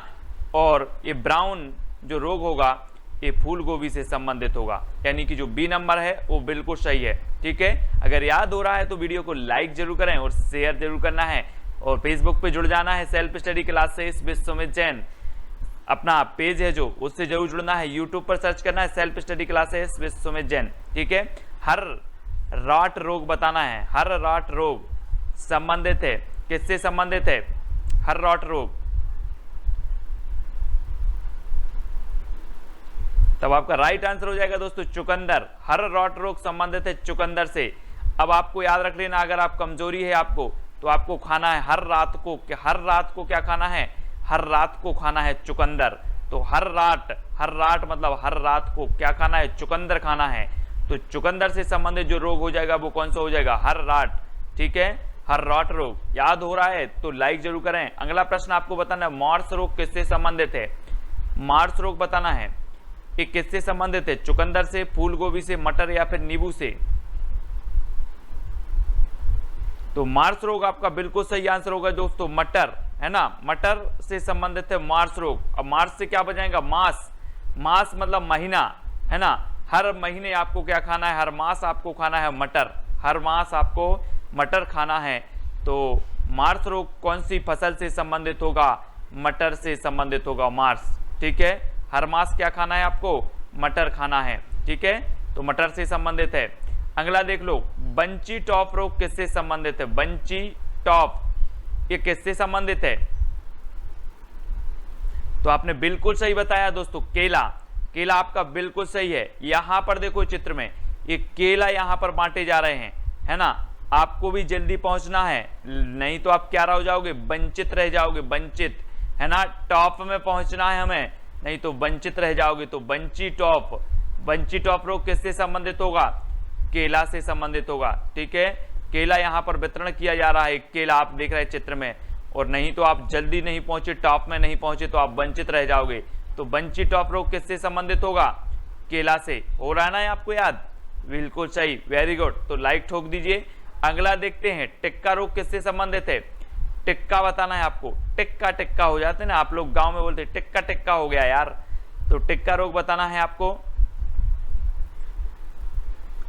तब आपका बिल्कुल सही आंसर होगा दोस्तों, यहां पर देखो मूंगफली से संबंधित है, ये है टिक्का रोग। यहां पर आप मूंगफली के पत्ते देख रहे हैं, ये आपको टिक्का टिक लगा रहा है, टिक, है ना? हम बोलते हैं ना टिक लगा दो यार, टिक। तो ये टिक हो गया, इस रोग को कह दिया टिक्का रोग। क्या कह दिया? टिक्का। तो ये मूंगफली से संबंधित है टिक्का रोग, ठीक है। कैसे? मूंगफली से संबंधित है, तो याद रख लेना है मूंगफली टिक्का, ठीक है। अगला देख लो, डाइबैक रोग किससे संबंधित है?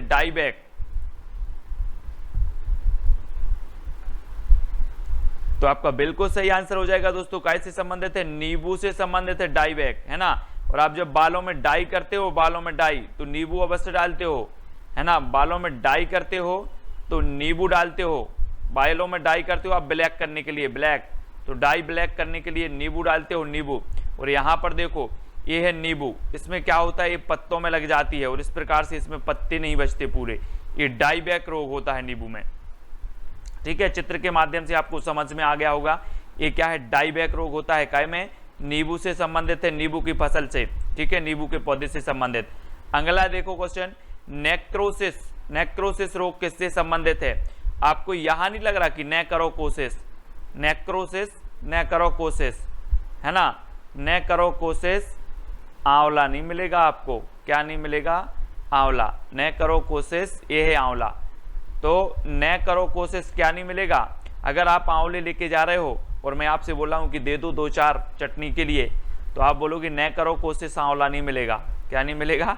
आंवला नहीं मिलेगा, नेक्रोकोसिस। तो आपका बी नंबर बिल्कुल सही हो जाएगा, आंवला, नेक्रोसिस। ठीक है, नेक्रोसिस आंवला से संबंधित। अगला देख लो दोस्तों, कोटर रोग किससे संबंधित है? कोटर, कोटर बताना है, कोटर। तब आपका बिल्कुल सही आंसर हो जाएगा, गाजर से संबंधित है। और ये है गाजर, तो इस गाजर को हमें कतर कतर के खाना है, कटर कटर के, कोटर कोटर, है ना, कटर कटर के खाना है गाजर को। तो कौन खाएगा? सभी खाएंगे कटर कटर के। तो कोटर, कोटर रोग किससे हो जाएगा? गाजर से संबंधित है, कोटर। ठीक है, कोटर रोग गाजर से संबंधित होगा। अगला देख लो, लाल सड़न रोग किससे संबंधित है? लाल सड़न रोग केला से, आंवला से, गन्ना या फिर गाजर से?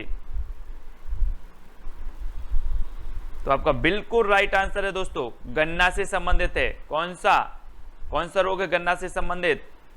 ए, लाल सड़न रोग, है ना, ये कैसे संबंधित है? गन्ना से संबंधित। यहां पर देखो ये है लाल सड़न रोग, इस प्रकार से गन्ना में लाल सड़न रोग लग जाता है और गन्ना क्या हो जाता है? खराब हो जाता है। ये गन्ना की फसल आप देख रहे हैं, इसमें लाल सड़न रोग लगता है। ठीक है, तो गन्ने से संबंधित है लाल सड़न रोग। अगला देख लो दोस्तों, रस्ट, रस्ट व टुंडू रोग किससे संबंधित है? रस्ट व टुंडू,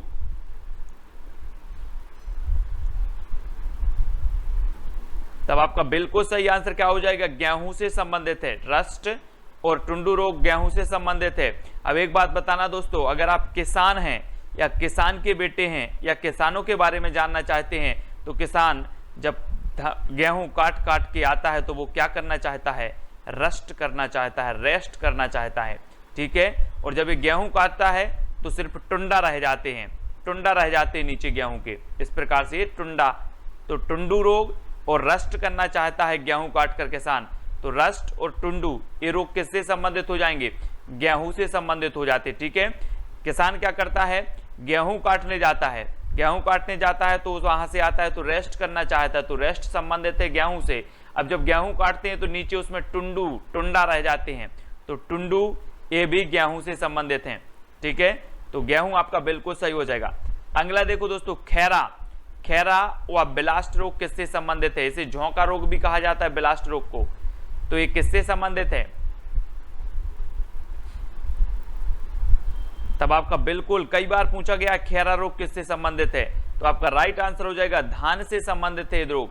खैरा और ब्लास्ट रोग संबंधित है धान से। यहां पर देखो दोस्तों, ये है खैरा रोग, जो धान है वो खैरा जाती है ना, पीली पीली पड़ जाती है, तब इसे खैरा रोग कहा जाता है। ठीक है, और यहां पर देखिए ये ब्लास्ट रोग है। ब्लास्ट रोग जब हो जाता है तो इसके जो दाने हैं वो ब्लास्ट हो जाते हैं, उसमें कुछ नहीं बचता, है ना, ब्लास्ट हो जाते हैं। हम बोलते हैं ना ब्लास्ट कर दो, मतलब कुछ नहीं बचेगा।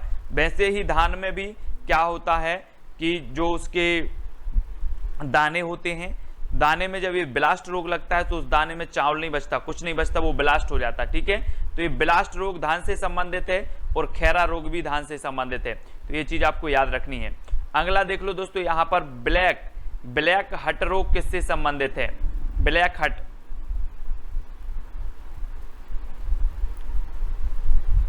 तो आपका राइट आंसर होगा दोस्तों आलू से संबंधित है। ब्लैक हट रोग किससे संबंधित है? आलू से संबंधित है। अब आपने आलू देखा होगा, ये है आलू, इसमें हो गया ब्लैक हट रोग। अब आप जब सब्जी बनाते हो तो ब्लैक को हटा देते हो और इतना काट के सब्जी बना लेते हो, तो ब्लैक हट किससे संबंधित होगा?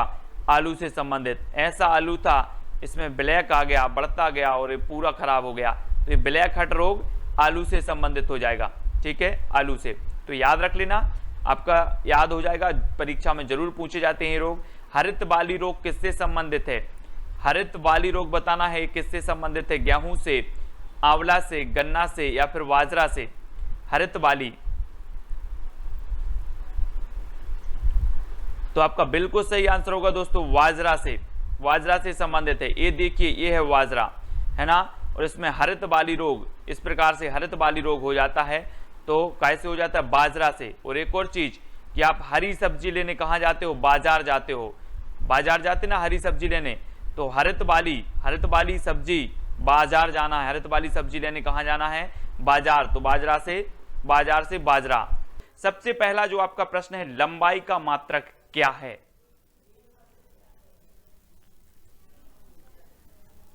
तब आपका बिल्कुल सही आंसर क्या हो जाएगा? मीटर, यानी कि जो अ नंबर है वो सही है। लंबाई का मात्रक क्या है? मीटर। अब आपको पता है कोई लंबाई, ये लंबाई आपको नापनी है, तो आप कैसे नापोगे? 1 मीटर, 2 मीटर, है ना, तो मीटर से नापोगे।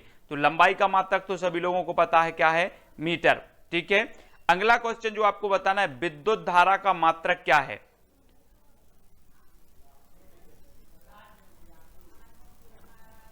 तब आपका राइट आंसर हो जाएगा दोस्तों एम्पियर। एम्पियर यानी कि जो विकल्प नंबर आपका वी है वो सही हो जाएगा। अब इसको कैसे याद रखना है? एम्पियर से क्या बनेगा? एम्पलीफार्म। ठीक है, और एम्पलीफार्म को चलाने के लिए आपको विद्युत की जरूरत होती है। तो आप याद रख लेना, विद्युत की धारा का यहां पर आएगी एम्पलीफार्म में, तब ये एम्पलीफार्म चलेगा।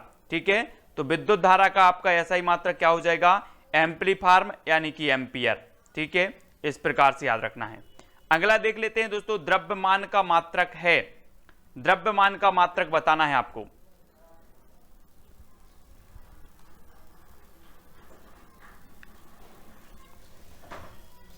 आपका सही उत्तर हो जाएगा किलोग्राम, यानी कि जो विकल्प नंबर आपका वी है वो बिल्कुल सही होगा। ठीक है, किलोग्राम, 1 किलोग्राम आपको यहां पर दिख रहा होगा।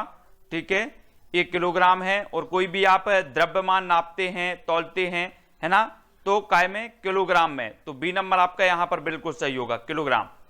ठीक है, ताप का मात्रक बताना है दोस्तों आपको। ताप का मात्रक क्या है?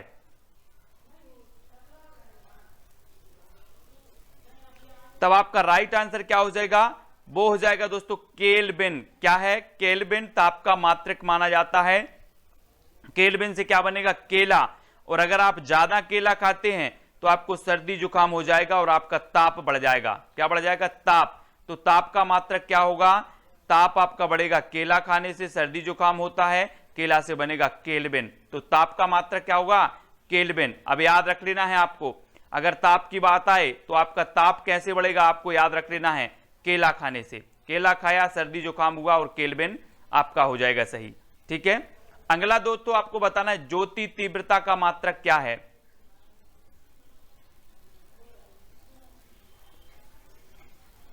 तो आपका राइट आंसर क्या हो जाएगा? कैंडला, है ना, ज्योति तीव्रता। ये आपको कैंडल दिख रही होगी, तो ये क्या है? ज्योति तीव्रता, और इसमें ज्योति जल रही है, तो ये ज्योति तीव्रता का मात्रक क्या होगा? कैंडला। ये तो सभी लोगों को पता है। ठीक है, अगला क्वेश्चन देखते हैं, विद्युत शक्ति का मात्रक है। विद्युत शक्ति का मात्रक बताना है।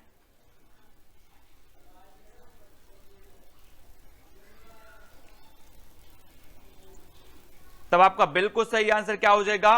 वाट। अब एक चीज बताना दोस्तों, ये विद्युत का तार आया है यहां पर, और आपने इसको पकड़ लिया, ठीक है, तो इसमें बहुत शक्ति होती ना, तो आपकी क्या लग जाएगी? वाट लग जाएगी। इस प्रकार से चित्र में देखो, इन्होंने विद्युत का तार आया और इन्होंने पकड़ा, तो आपको यहां पर देख रहे हैं इनको करंट लगा, इनकी वाट लग गई। क्या लग गई? वाट। तो विद्युत शक्ति, अगर विद्युत का तार पकड़ोगे तो उसमें बहुत शक्ति होती है, आपकी क्या लग जाएगी? वाट लग जाएगी। इसलिए आपको विद्युत शक्ति का जो मात्रक होगा क्या होगा? वाट हो जाएगा। ठीक है, ऐसे याद रखना है। अगला है आपका समय का मात्रक क्या है।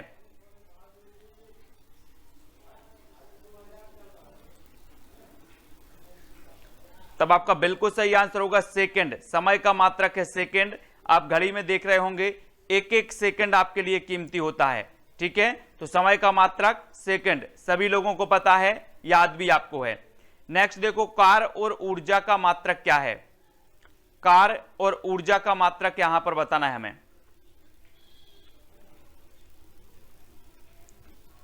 तब आपका बिल्कुल सही आंसर होगा जूल, जूल, ठीक है। इसको 1 मिनट के लिए आप जल कर दो, ठीक है। अब आपके लिए कोई कार्य करना है तो काय की जरूरत होती है? ऊर्जा की। और ऊर्जा आपको कहां से प्राप्त होगी? जब आप जल पियोगे, ठीक है। तो कार्य और ऊर्जा का मात्रक क्या हो जाएगा? जूल, ठीक है, जूल, जल, है ना। इस प्रकार से याद रखेंगे, कार्य करना है तो ऊर्जा की जरूरत है, और ऊर्जा हम जल पिएंगे तब हमें ऊर्जा मिलेगी। तो जल पीना है यानी कि जूल, तो कार्य और ऊर्जा का मात्रक क्या हो जाएगा? जूल, ठीक है। याद हो रहा है कि नहीं? कमेंट में जरूर बताना है। एक प्रश्न आपसे लास्ट में पूछेंगे जिसका उत्तर आपको कमेंट में लिखना होगा। दाब का मात्रक यहां पर बताना है आपको। प्रश्न क्रमांक 9 का उत्तर,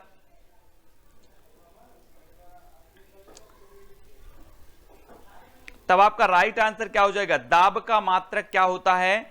उत्तर आपने बताया है पास्कल, ठीक है, पास्कल। अब एक चीज बताना दोस्तों, जब आप परीक्षा की तैयारी कर रहे हैं तो बिना दबाव के क्या आप पास हो सकते हो? नहीं, है ना। आपके ऊपर दबाव है कायका की परीक्षा पास करना है, दाब से दबाव है कायका परीक्षा पास करने का। तो दाब का मात्रक क्या हो जाएगा? पास्कल, ठीक है, पास्कल। ऐसे याद भी करना है। अगला क्वेश्चन देखो, प्रेरक का मात्रक क्या है? प्रेरक,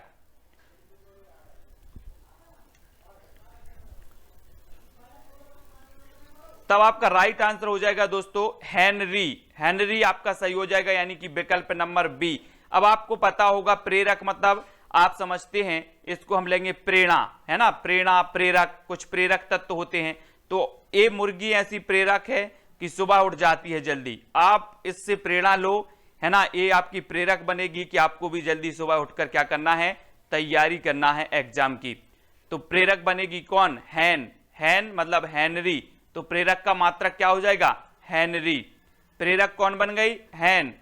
तो प्रेरक का मात्रक हेनरी, ठीक है। इस प्रकार से आपको याद रखना है।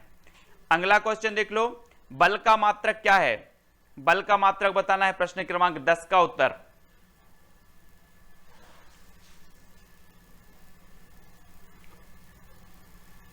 तब आपका राइट आंसर हो जाएगा दोस्तों न्यूटन, ठीक है। क्या है? न्यूटन। ये बल का मात्रक माना जाता है। अब एक चीज बताना, आप लगातार प्रयास करते हो कि हमें न्यू बल मिल जाए, न्यू नया नया बल मिलते जाए। इस प्रकार से आप बनना चाहते हो शक्तिशाली, नए नया बल प्राप्त करना चाहते, नए नए बल प्राप्त करना चाहते हो, तो न्यूटन, है ना, न्यूटन। इस प्रकार से याद रख लेना है आपको। तो बल का मात्रक क्या हो जाएगा? न्यूटन, यानी कि जो विकल्प नंबर आपका ए है वो बिल्कुल सही होगा। अगला देखो, बल का मात्रक है तो न्यूटन, तो आपका बल का मात्रक बिल्कुल सही है। नेक्स्ट है आवेश का मात्रक, आपको बताना है आवेश। आवेश का मात्रक क्या है? आप लोग बोलते ना कि आप आवेश में आ जाते हो, गुस्सा आ जाता है, तो गुस्सा के लिए क्या होना चाहिए, है ना। हम लोग क्या करते हैं? ठंडा पानी दो, ठंडा पानी दो, कूल पानी। तो अगर कोई आवेश में आ जाए तो आपको क्या करना है? उसे कूल डाउन करना है, कूल पानी देना है। तो कूलाम, आवेश में कूलाम, ठीक है। आवेश में कोई आता है तो उसे कूल करना है, तो कूलाम। तो आवेश का मात्रक क्या हो जाएगा? कूलाम। इस प्रकार से याद रखना। अगला देखो, आवृत्ति का मात्रक क्या है? आवृत्ति, न्यूटन, हेनरी, हर्ट्ज या फिर कूलाम?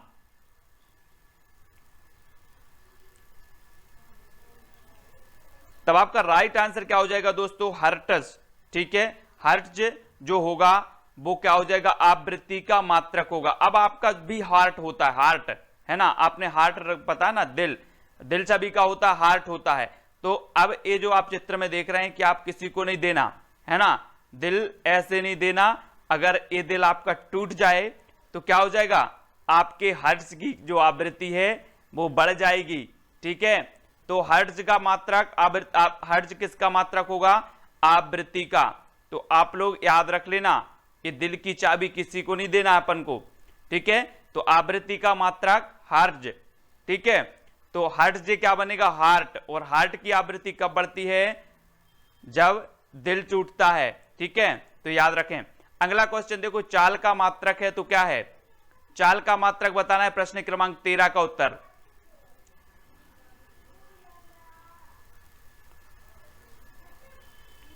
तब आपका बिल्कुल सही आंसर होगा, चाल का होता है मीटर प्रति सेकंड। सभी को पता है क्या है, इसका मात्रक होता है चाल का मीटर प्रति सेकंड। ये चीज आपको याद रखनी है। चाल होती ना, कोई चाल कितने मीटर प्रति सेकंड की रफ्तार से इसकी चाल है, ठीक है, तो मीटर प्रति सेकंड आपका बिल्कुल सही होगा। लेंस की क्षमता का मात्रक बताना है हमें यहां पर, लेंस की क्षमता का मात्रक।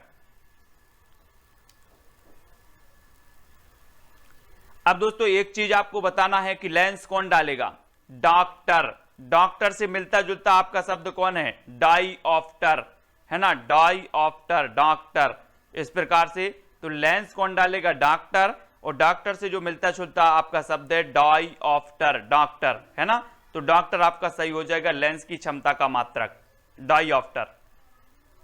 अगला क्वेश्चन देखो, प्रतिरोध का मात्रक क्या है। दोस्तों अभी आपने देखा होगा कि कोरोना संक्रमण फैला और उसमें कहा गया कि प्रतिरोधक क्षमता बढ़ाएं, रोग प्रतिरोधक क्षमता बढ़ाएं। तो प्रतिरोध रोग प्रतिरोधक अगर क्षमता आपको बढ़ाना है तो आपसे कहा गया कि आप नित्य क्या करें, योग करें। योग जब आप करते हो तो आप बोलते हो ओम, इस प्रकार से करते ना, तो ओम प्रतिरोध का मात्रक क्या है, ओम। अगर आपको प्रतिरोधक क्षमता बढ़ाना है तो क्या करना होगा, ओम का योग करना होगा, जप करना होगा। तो प्रतिरोधक का मात्रक क्या होगा, ओम, याद रखो। अगला है दोस्तों, ध्वनि तीव्रता का मात्रक क्या है, ध्वनि तीव्रता, न्यूटन, केल्विन, ओम या फिर डेसिबल।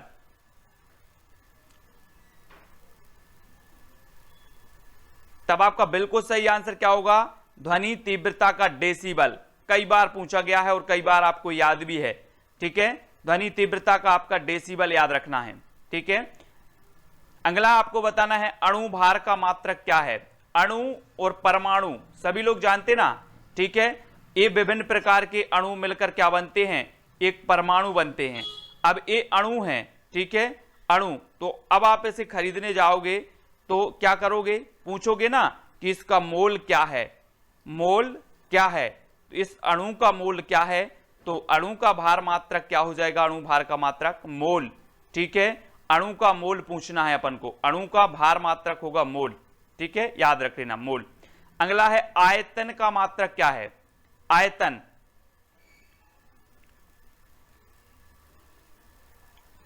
तो सभी लोगों को पता है घन मीटर, ठीक है। आयतन का मात्रक होता है दोस्तों घन मीटर, सभी लोग याद रखेंगे, घन मीटर आयतन का मात्रक हो जाएगा।